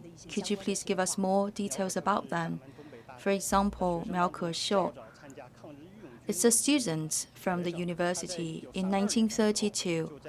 On his way back to the east of Liaoning Province, he has joined the army. In 1935, he has been captured by the enemies and tortured later by the enemy. But he has refused to surrender. Before the end of his life, he said that, "Long live the Chinese nation, and I will contribute my life to my country." We have another student.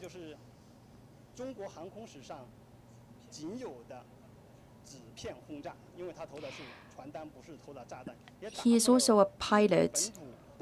He has made a legend by dropping the paper bombs. Actually, it's not the real bombs he has dropped with the plane, but with the paper. It's the leaflets calling for the end of the war and calling for the people to stand up and fight. All those people are so determined, and they have become the sources of inspiration and encouragement for the other fighters. From the lens, you can also see that in this corner of the museum, we have a group of statues, of sculptures, and this is the re-demonstration of the January the 29th Students' Movement. This movement has consolidated the revolutionary and patriotic spirit among the students. Could you please share with us more information about the students' movement? What contribution have they made after the incident of north of China? The Japanese army has continued with their invasion, and KMT government has continued with the policy of recession and non-resistance. Against this background of extreme national crisis, people have decided to unite themselves, especially the students. If they don't do anything, then the northern part of China would very soon become the second northeastern part of the country, and the northern part will also be occupied by the Japanese army. The students have decided to create a union. They made the banners, they made the flags. According to the unions of the students, the Northeastern University is inside the city, and the Peking University and the Tsinghua University were located outside the city. And they would like to, first of all, get together and start the movement. But one important entrance gate has been blocked by the enemies, so the students from the Tsinghua University and the Peking University cannot get into the cities. Only the students from the Northeastern University can reach out to the streets and start a parade. More and more students went down to the street to reach the total number of 1,000.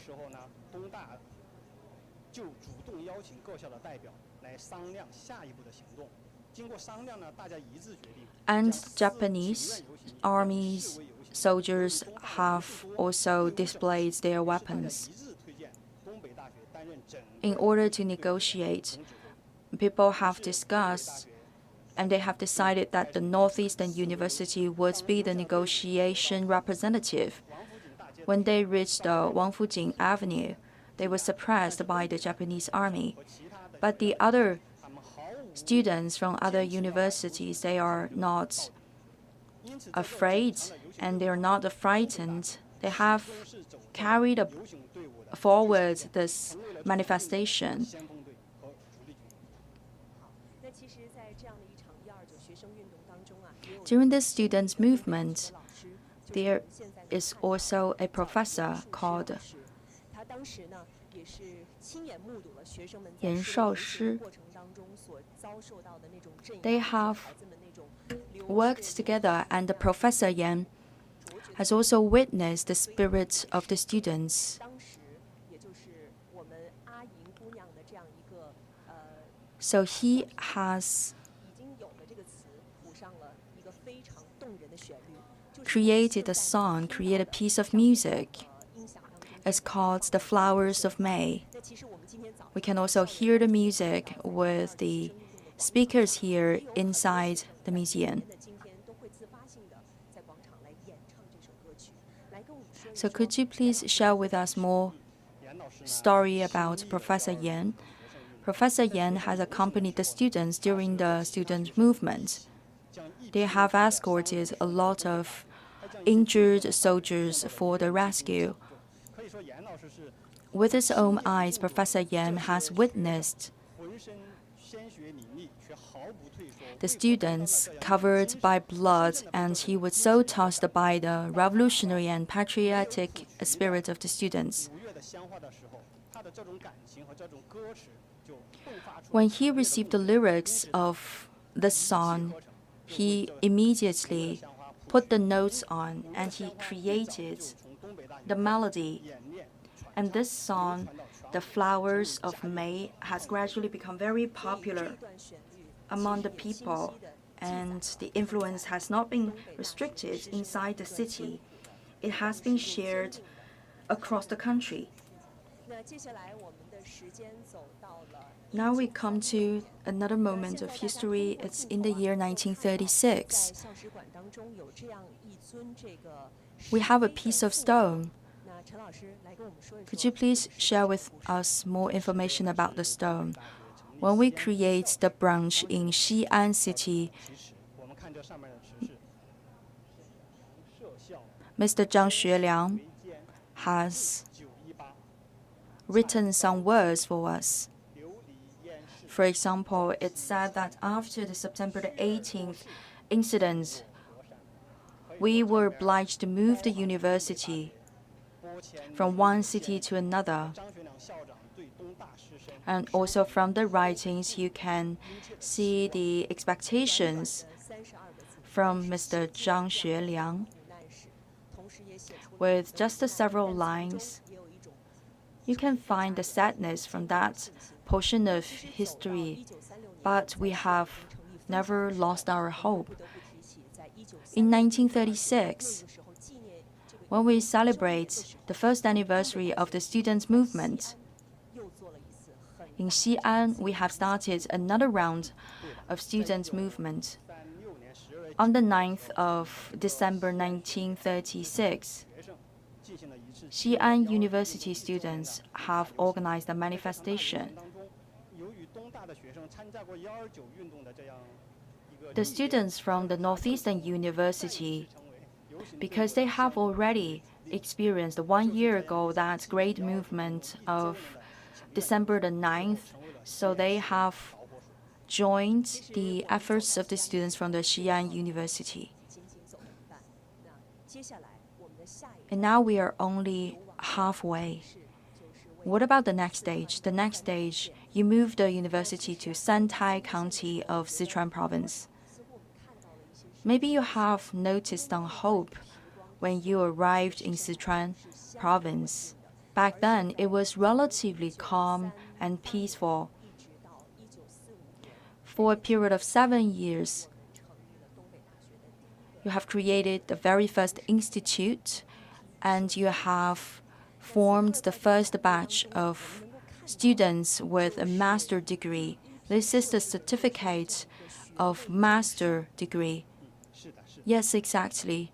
For Northeastern University, we have had some relatively stable and peaceful moments in Sichuan Province. When we leave the Xi'an municipality, Xi'an city, we don't know where we should go. Because for many other cities, it was also very difficult for them to receive us. But the head of Santai County of Sichuan Province has invited us to their place because they know that it's not just the university that they receive. They are also protecting this revolutionary spirit. During the fight, you have organized those movements and you have continued with the lessons.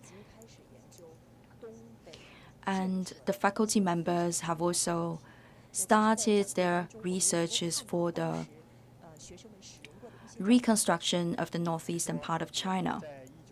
Those are the teaching materials. We have also created a construction and a design committee with many experts inside. They study the history and the geography of northeastern part of China. They start to think what we can do to reshape the area after the end of the war. For those materials, even today, we can still give them high level of appreciation. They can be a foundation of the building of this area. For your 14-year-long exile, everyone has contributed his or her effort to the development of the university and to the anti-Japanese war.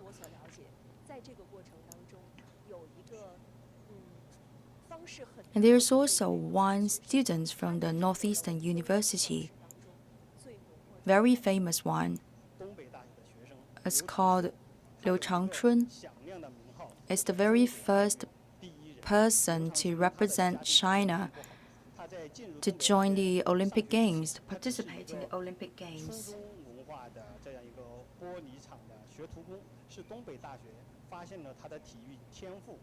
First of all, the Northeastern University has recognized his athletic skills and recruited him as a student.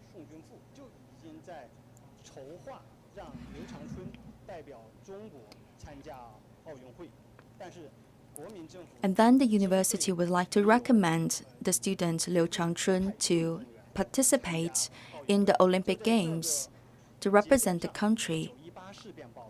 But by then, the national government was quite reluctant. Then there's the outbreak of the September the 18th incident. And they have created the puppet state of the Manchukuo. In order to enlarge the influence of the puppet state of Manchukuo in the whole world, the Japanese authority would like to ask the student Liu Changchun to join the Olympic Games in the name of the Manchukuo puppet state. Of course, the student has firmly refused to that proposition. He said that I will never participate in the 10th Olympic Games in the name of the Manchukuo puppet state. General Zhang Xueliang has finally founded the trip of Liu Changchun, as he has also recruited a coach to help Liu Changchun to polish the skills. And finally, Liu Changchun has joined the Olympic Games. You can see he has traveled through a very bumpy journey in order to join the Olympic Games. He has joined the athletics of 100-meter, 200-meter race. And he is also one representative of the patriotic students in China. From the image of Liu Changchun, you can see the whole picture of the Chinese people that have suffered so much.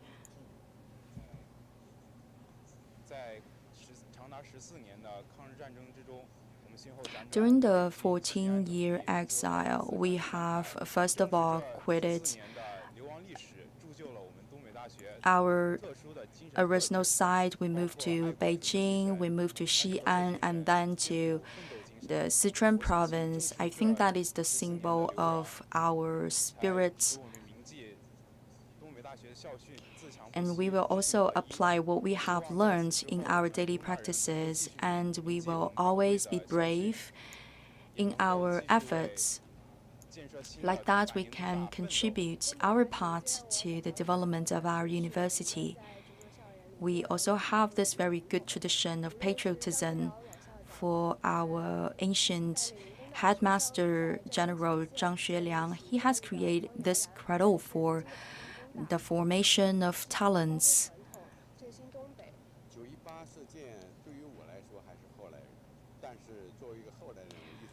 I will never forget the September the 18th incident, and I'm also deeply moved by the fightings of our predecessors.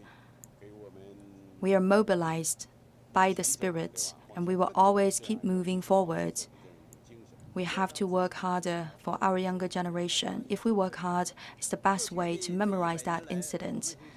Over the past 100 years, we have trained a lot of pragmatic experts. They are serving the society from different angles.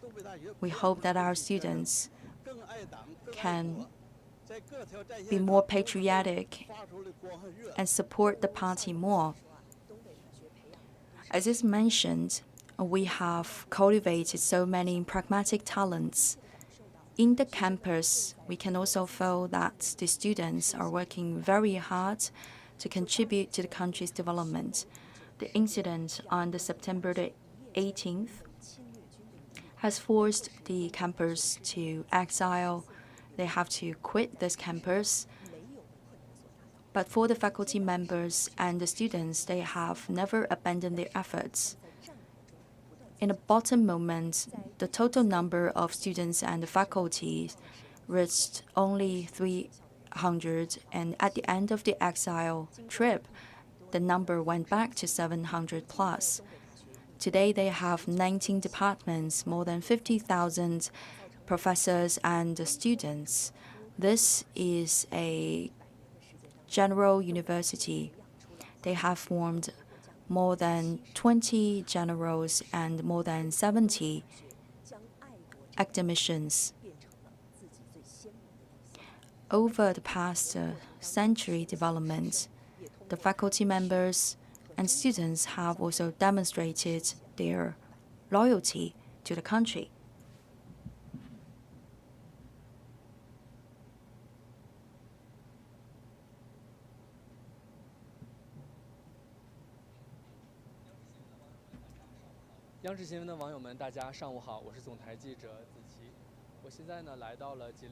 Dear viewers of CCTV News, I'm at a spot where the soldiers of the Northeast Anti-Japanese United Army have lived and also fought the battle. It's very calm and peaceful area. Today it's used for the tourism purpose, but decades ago it's a battlefield. Today, please follow me on this heroic pathway, and we can also have a grasp of the revolutionary spirit. We have invited the expert, Mr. Liu. Please say hi to everyone.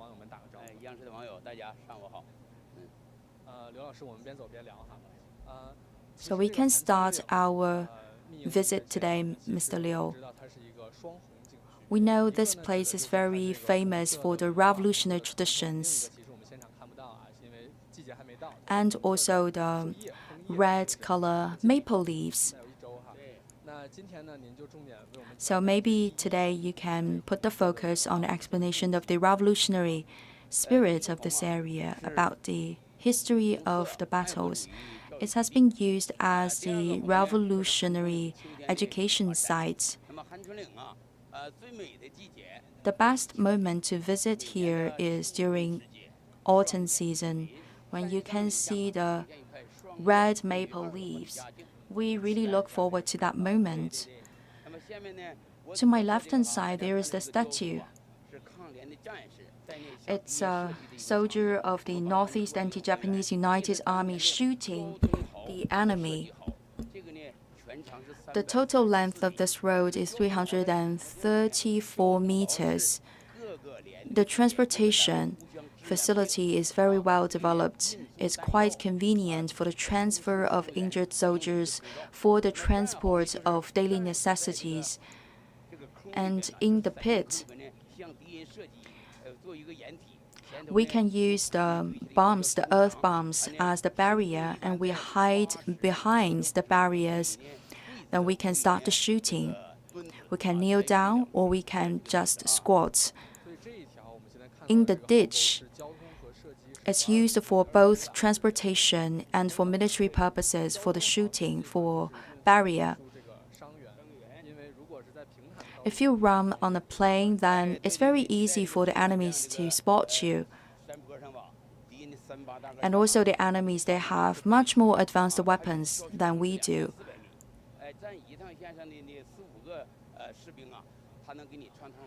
Their weapon is so powerful that with one shot, they can kill 4 to 5 soldiers at the same time. This site has a history of more than 80 years. As you can see, the barriers, they can still be recognized.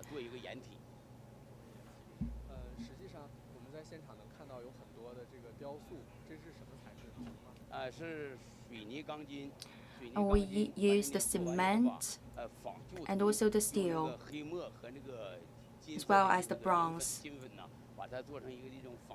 to make the statue.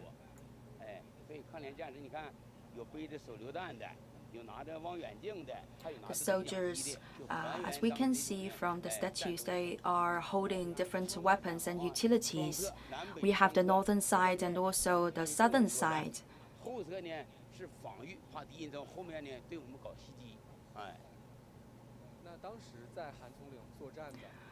What are the troops fighting here?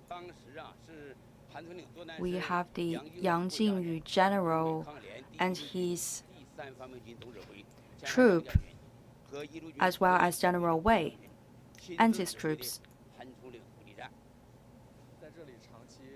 For those soldiers living here permanently, how many are they? About 500 or 600 people. For one of the general, he is very talented for the nighttime attacks. For the enemies, they have more developed equipment and weapons. And for our soldiers, they have only outdated weapons, or sometimes very heavy weapons. So there is a great difference between our weapons. That's why we cannot have daytime attacks on our enemies. How many enemies were there? It's about 120. They have 12 vehicles.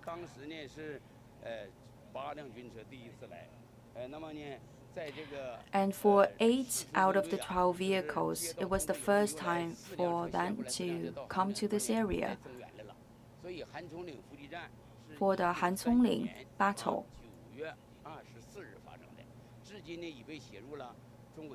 we have kept the details of this battle into the encyclopedia of the Chinese army.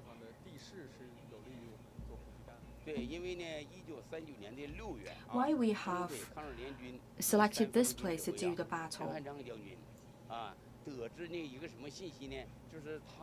Because by then we have received one piece of information about the enemy.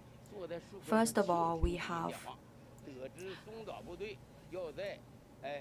created the mechanism of the eavesdrops.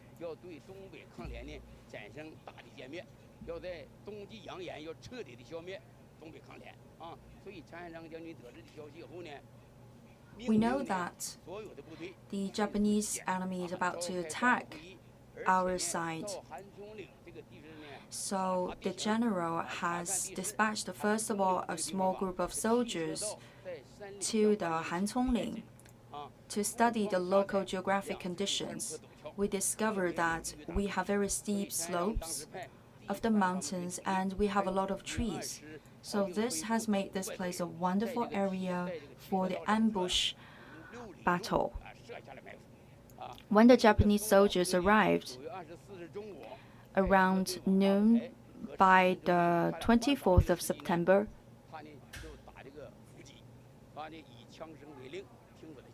we have started the ambush battle against the enemies.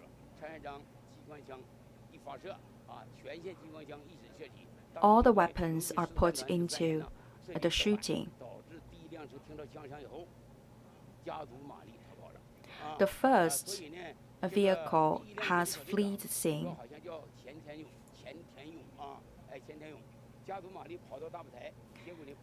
and they have reported this ambush to the headquarters.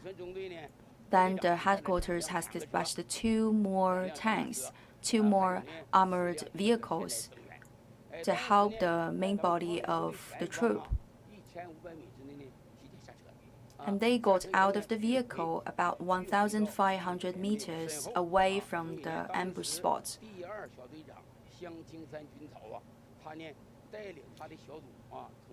Because they would like to also make an ambush attack on the Chinese soldiers.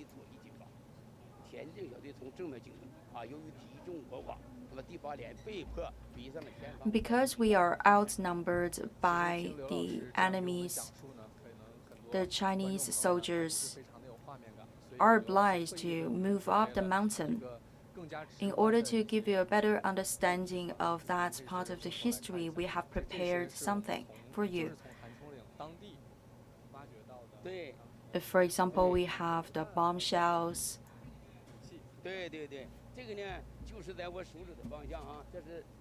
In front of us, that is the old spot of the Hancongling ambush battle.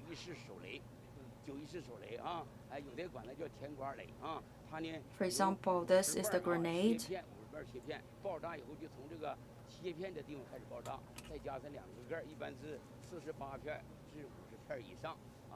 It's the Japanese-style grenade. It's unearthed from this archaeological site. And for the security of the exhibition, we have removed the lethal part of the weapon.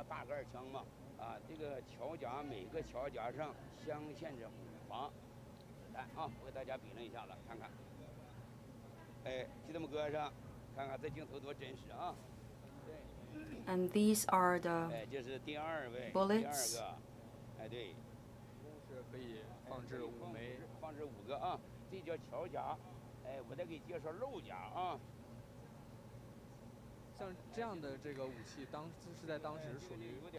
This is one artifact of the cartridge of the bullet. We also have another style. Normally it can hold 5 bullets. With this one, this is another style of cartridge. It's also unearthed by our archaeologists. It's also capable of holding 5 bullets.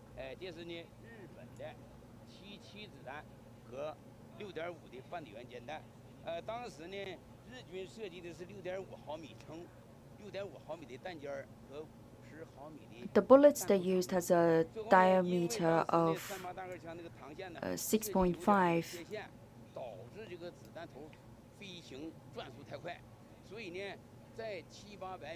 At a distance of 700 meters and 600 meters, the bullets can fly at a very stable and very fast speed. And it's quite easy for the bullet to make a hole.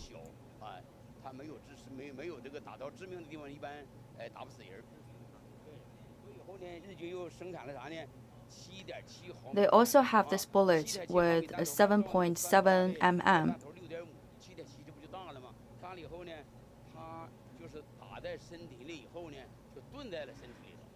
And when you're attacked by this bullet, the bullet will not directly make a hole and get out of your body. The bullet will stay in the body. For this one, when it's shot, then this one will go into the body and then get out of the body, leaving a hole in the body. But it's usually not very lethal.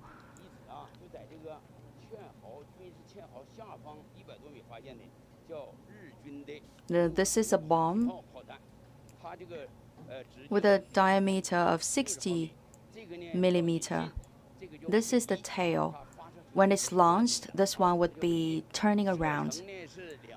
The distance it can reach is 2,500 meters. To launch this one, we have one captain and 5 collaborators. For the captain, he has the telescope. And the other 5 collaborator soldiers will carry different parts of the bomb. Could it be very lethal? The arrow degree is 1 out of 100, so 1%.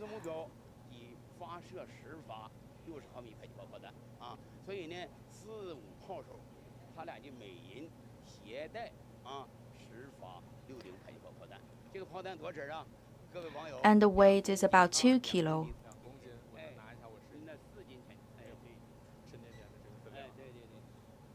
And that is rather heavy. And after the launching, it will make a cursive line. Are those advanced weapons by that moment? Yes, exactly. For the bomb, it's not very big in size. But still, it's a preferred choice in today's battles. For some large bombs, it's too costly, so we will use the smaller size of the bombs.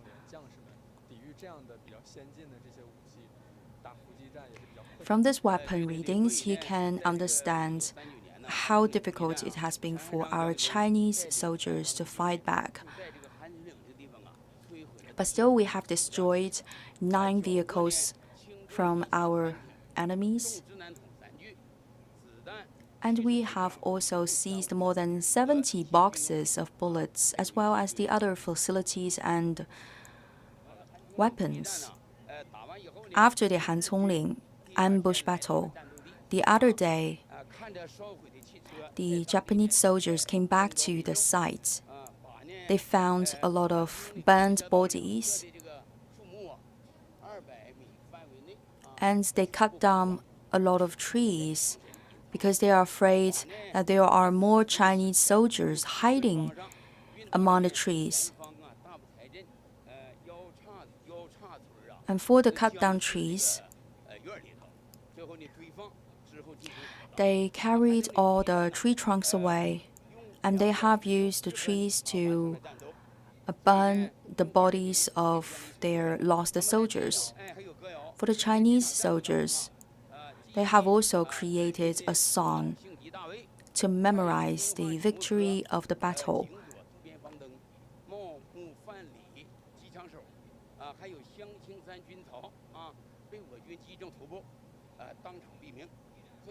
In the ambush battle of Hancongling, the casualty number is more than 20.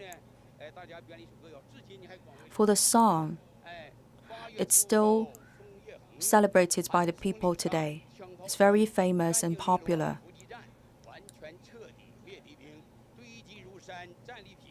According to the lyrics, we have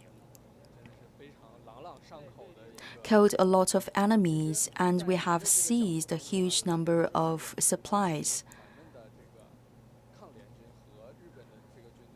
As is mentioned before, between the Japanese invaders and the Chinese Northeast Anti-Japanese United Army, the difference in terms of weapons used is quite big. But I think finally we could achieve the victory of the battle is due to our firm leadership of the CPC, the determination of the Chinese nation, and also the heroic spirit.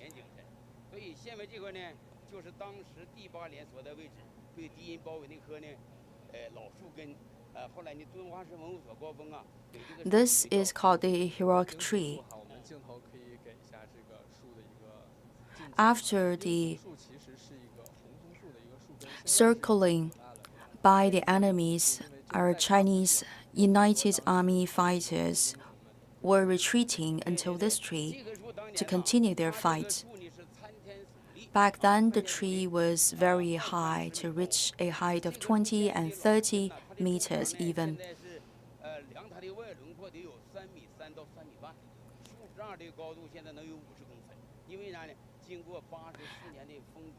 And the tree trunk has also been very strong. But after decades of rotting and also the damage from the nature, we can no longer see the tree. But from the tree trunk, we have retrieved some of the bullet shells. Could we go downside and have a closer look at the tree? Yes, of course. We can move closer to look at the tree. You can see that many holes were left by the bomb shells on the surface of the tree.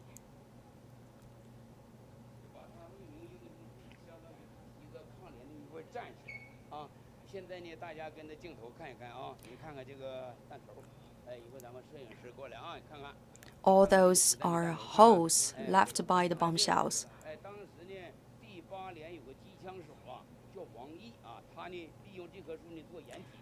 During the war, there was a fighter, a shooter with the gun, and he was hiding here with the barrier of the tree. The tree has been used as a barrier, as a bunker. So that's why the enemies, they were crazy in shooting towards this direction. That explains the concentration of the bomb shells. There is a poem written by myself. We come to memorize the classical ambush battle in the Hancongling. The big tree is like our friend. The tree has protected our soldiers as a bunker. And from generation to generation, we will continue to tell our children and grandchildren the story about this heroic tree. And General Chen has refused the offerings from the enemy. Today, with our trip here, we have explained a part of the history and also the heroic fights realized by our soldiers against the Japanese invaders.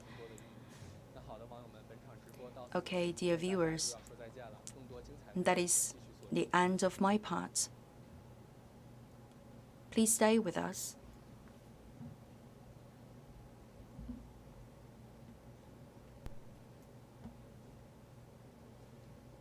Dear viewers of CCTV News, my name is Hu Yi. I'm now at the Lugou Bridge. 92 years ago, we have had the September the 18th incident. We come to the Lugou Bridge, and we are joined by our guide, Xie Fan. Good morning, Madam Xie. The moment I step upon the bridge, I noticed one special part. Could you please give us more details about this portion of the bridge? You can see the bumpy road surface. This is a protected area. The original part of the bridge. The bumpy road surface comes from the repeated traveling of the wheels of the wheels of the vehicles For example, the horse-driven cars, etc. You can also see the gaps between the blocks of the stones. And this bridge has been repaired many times. The stones in the middle parts, they come from 800 years ago.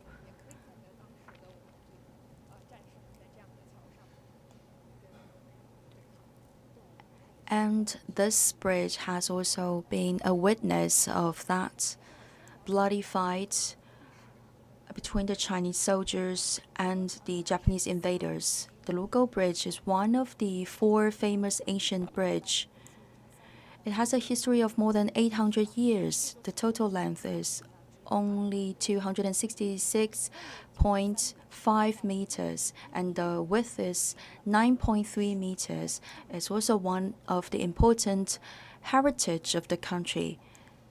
It's protected at the same level as the Forbidden City. We know that we have a whole group of lions on the Lugo Bridge. People say we have countless lions here. Because we have a huge of them, it's easy for you to miss some of them or to overcount. And then, from one dynasty to another, people have repaired those lions to a certain degree, so sometimes it's also very hard for us to capture that original look of the lions.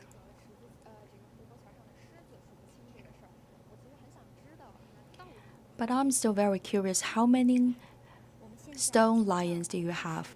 We have 501 of them. For the big ones, we have 281.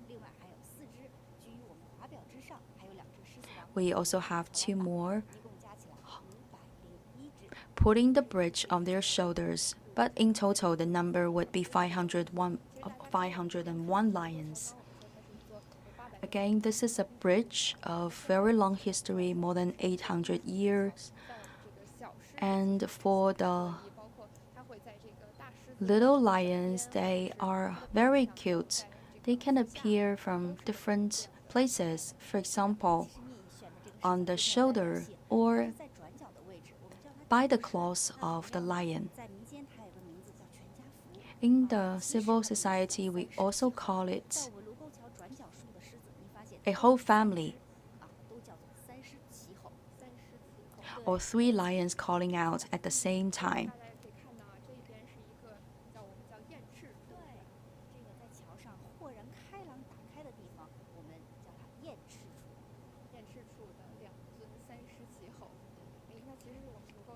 And between the lions, you can see the openings for you to admire the scenery. We also have the monument made of stones. It's called the Lugou Xiaoyue. It's built in 1751, and the 4 characters were written by an emperor called Qianlong. At distance, you have the Xishan mountain, and just in front of our eyes, we have the river, and under our feet, we have the Lugo Bridge. This is a historical and artistic bridge. In the meantime, it's also a heroic bridge. Because we are focusing on the history today, so we have invited another expert on history, Mr. Xu. As is mentioned before, it's a heroic bridge. So when we come to this place, we have to recall that part of history as one of the important sections of our fight against the Japanese invasion. In 1937, on the 7th of July, in the evening, around 40 past 10, nearby the Lugo Bridge, Japanese soldiers declared that they heard some strange shots of the gun. So they demanded that they go inside the Wanping city. under the control of the Chinese troops. Of course, there has been the refusal from the Chinese side, and then there's the fight. And then the Japanese army has entered into the city and attacked the city. This is also the start of the anti-Japanese war. We have prepared some photos.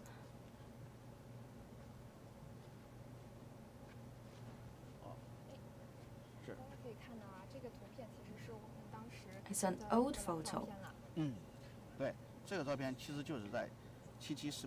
Taken around that incident of the 7th of July. The soldier is fully equipped, and this is the photo of a group of Chinese soldiers patrolling around in the Lugo Bridge. They were fully prepared to fight against the Japanese aggression. Also with the Chinese soldiers staying ready for the fight. They are also on guard with their gun post.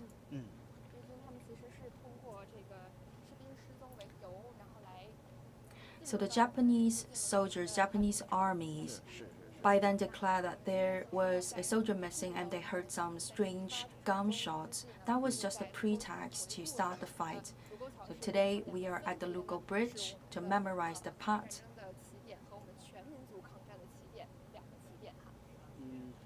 September the 18th incident is the start of the resistance war against the Japanese aggression, and the incident of the 7th of July is the start of the nationwide fight against the Japanese aggression.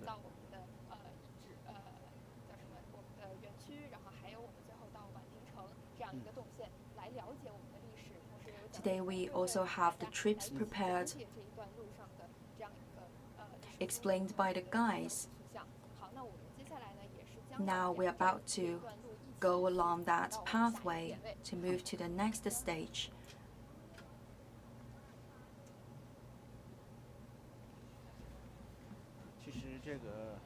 For the Lugo Bridge, it's also a heroic bridge, a witness of the heroic fights by our Chinese soldiers.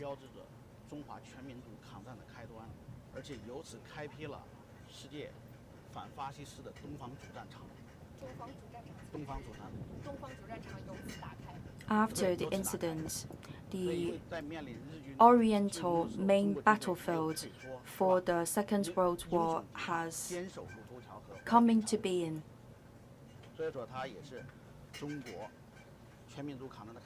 It's also the symbol of the start of the nationwide resistance to the Japanese aggression. This is also a bridge of the national solidarity. Because just one day after the July the 7th incident, CPC has issued a letter calling for all the nations to collaborate and also to form the unified front line of battling between the CPC and the KMT. Wherever you are, whether you are old or you are young, you have to work together. We have to form a uniformed front line for the battle. Everyone should be fully engaged in the resistance war against the Japanese aggression.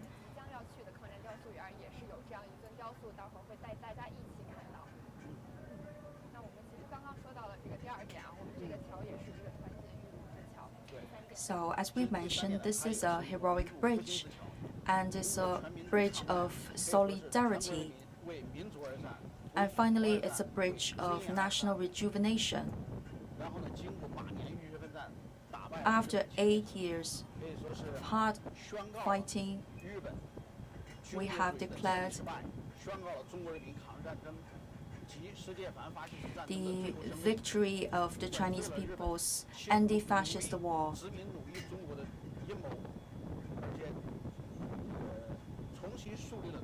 And once again, we have become a major country in the whole world, and we have embarked on a new path towards the national rejuvenation. Today, the Bridge of Lugo has been considered as an important part of our national heritage. It's been used as a base for revolutionary education for all the people that have an interest in getting to know more about this part of history. They are highly recommended to come to this place and visit.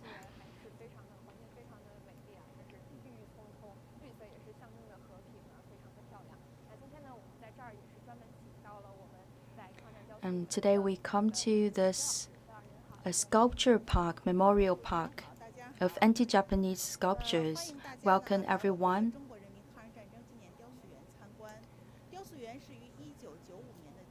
We have inaugurated this memorial park for statues on the 7th of July 1995.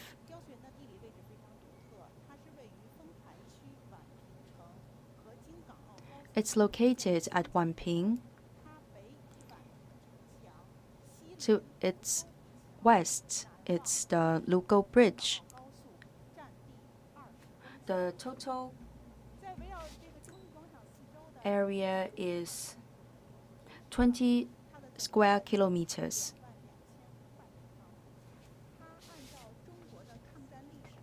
It has been divided into 4 parts. The first part is the arrival of Japanese invaders. To our left-hand side, you have this group of statues. Inside, we have 9 monuments to demonstrate the cruel behaviors of those Japanese invaders. We also use the black color to signify the sufferings that our Chinese people have experienced in that moment. We also have 3 more parts. Maybe today we don't have sufficient time to give people a tour, but still we can share with people more information. This is the part 2. We have 7 statues inside, showing the Chinese people standing up to fight back. On the floor, we have light gray color. That is a comparison with the part 1. For the part 1, the floor is wholly black. And for part 3, we have 11 monuments inside. It's called the Flames of the Anti-Japanese War. It's the symbol of relentless fighting carried out by Chinese people against the invaders. And on the floor, we have used dark gray color,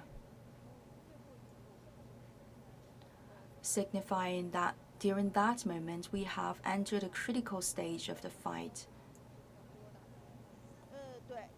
For part 3 and part 4, they have 11 statues inside respectively. Those scenarios can demonstrate how the Chinese people have made continuous efforts and never abandoned the fight to chase away the enemies. We really hope that you can come to visit this place one day and have a closer look at the scenarios to memorize the history. With the statues and the sculptures, we can have a better understanding of those historical events. Apart from all those groups of statues, in front of us, we have a major monument. It's the memorial monument of the Chinese people's anti-Japanese fight. It's made of the stone and also the relics of the weapons and vehicles used by the Japanese army. It signifies finally the justice will prevail and all the invaders, they are meant to lose.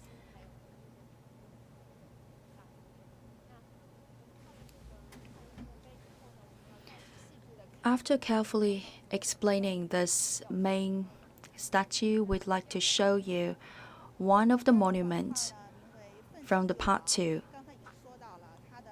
As we mentioned before, the floor color for this part 2 is light gray. It's a little bit lighter. It shows us the solidarity formed among different walks of life in the society. Now, this is a statue called Solidarity. We have a lot of images here, different looks of the people. You can find people from different circles, for example, from the military sector, from the workers' class. Maybe we can start from this facet. This looks like a farmer, an old farmer, and this is a student, a younger student. Also, we have young kids holding one flag, saying that we will continue the fight against the invaders despite the sacrifices. And we have more female representatives holding a banner reading, "Give our homeland back." For these statues and also for the Lugo Bridge that we have visited just now, we have the boards explaining the names and also the significance in multiple languages, because we would like to share this part of history with more people from the world. And all those statues are very impressive. Whether it's for the incident of July the 7th or September the 18th, we should never forget them. For the part 1, we have described those cruel actions, for example, by the Troop of 731 of Japan, the burnings, the killings they have made and done in this country. After visiting that part 1, we should feel very heavy. But this is also another source of impetus. It will urge us to make more efforts to protect our homeland, to make our country stronger, and also to teach us how to cherish peace and development.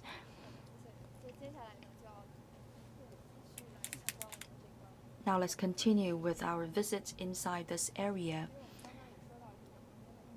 We have a very great coverage of vegetation here. In the sculpture park, we have the pine trees.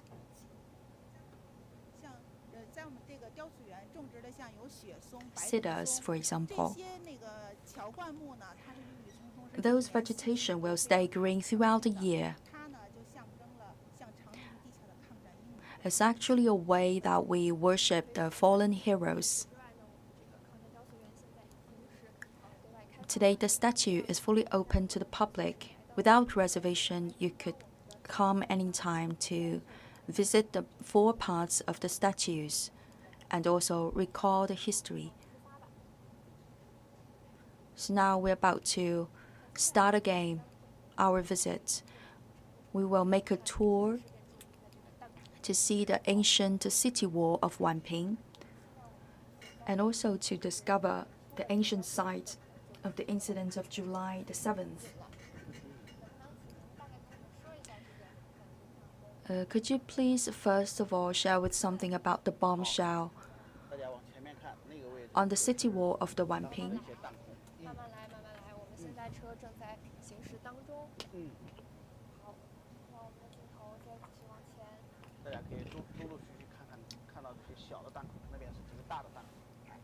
I think you have already noticed those bombshell holes left on the city wall.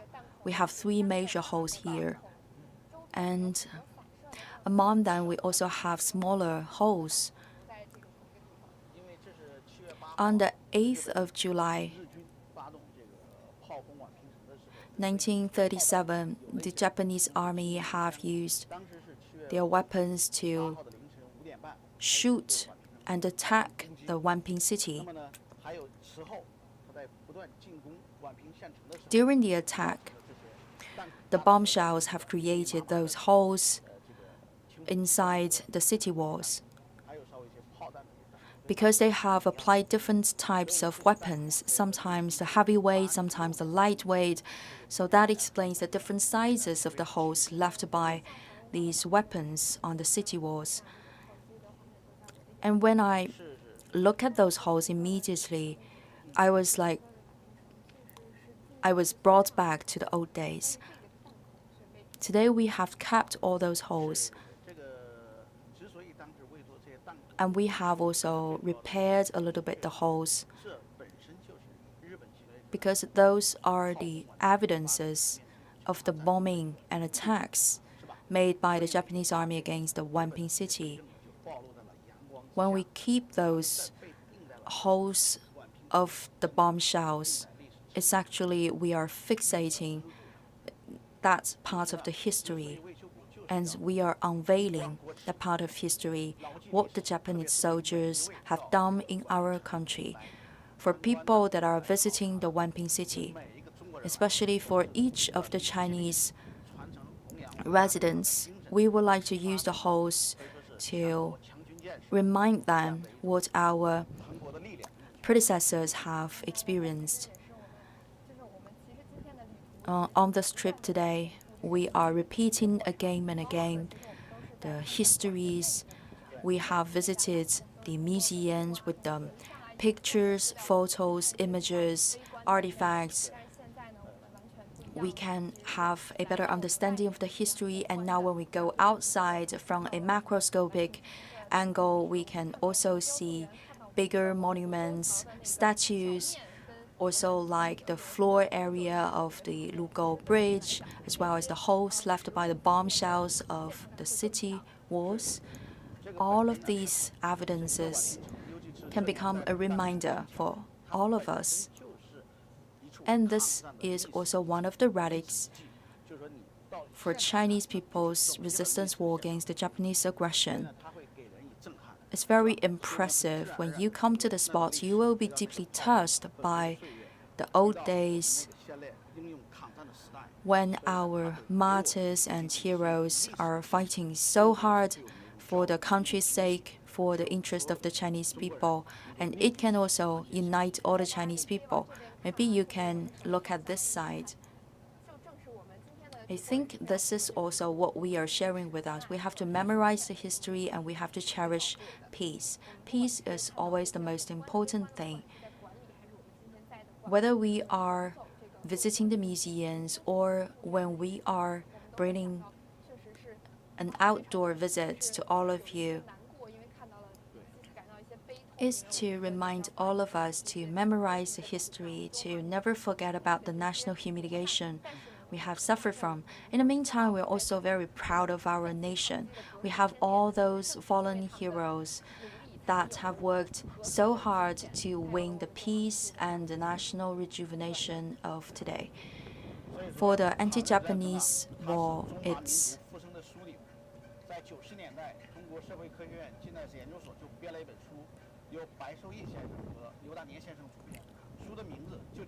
a conjuncture to move us forward. And the start of our resistance comes from here, Wanping City, and we have invited a guide to explain to us the history of Wanping. Good morning. Good morning, Ms. Zhou. Please say hi to our audience. Good morning, everyone. We're about to visit a Ming architecture, Wanping City. we have the two gates at the city gate. 江山呢处在风雨飘摇之中。为了加强对这个京师的防卫， In order to protect the capital city, Emperor Chongzhen 于公元1638年 has started the construction of the gate, 竣工。 and the gate has been completed in 1640. 对，它是叫拱极城。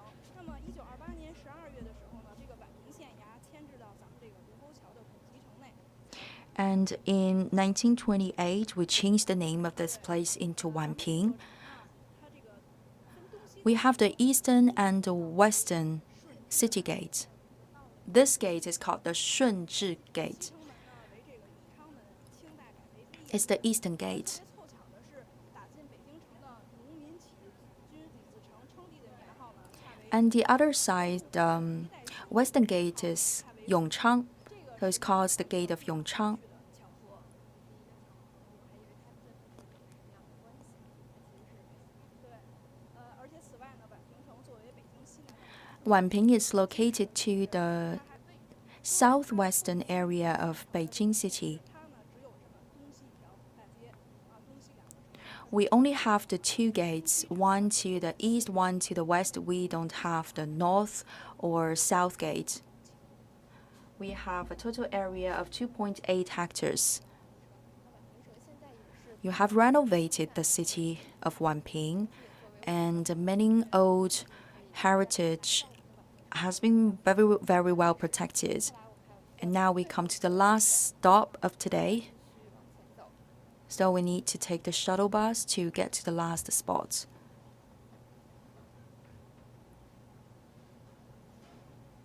那我们继续往前走。徐老师，那我们这个宛平城在 So again, Mr. Xu, we can see we have the old-looking monuments, buildings, and we have kept the old look.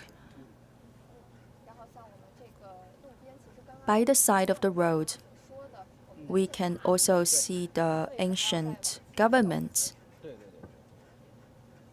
在我们也可以看到道路两旁有很多的这个游人啊，因为今天是9·18。 By the side, we can see many more visitors than usual because today we memorize the 92nd anniversary of the September the 18th incident. So we have expected an increasing number of visitors to this area. 的活动，我们今天也是按照这样一个活动的线路来 Today, first of all, we have visited the bridge and then the sculpture park. Finally, we come to the inside of the Wanping city. This is also the core area for the revolutionary education of Chinese people's anti-Japanese war.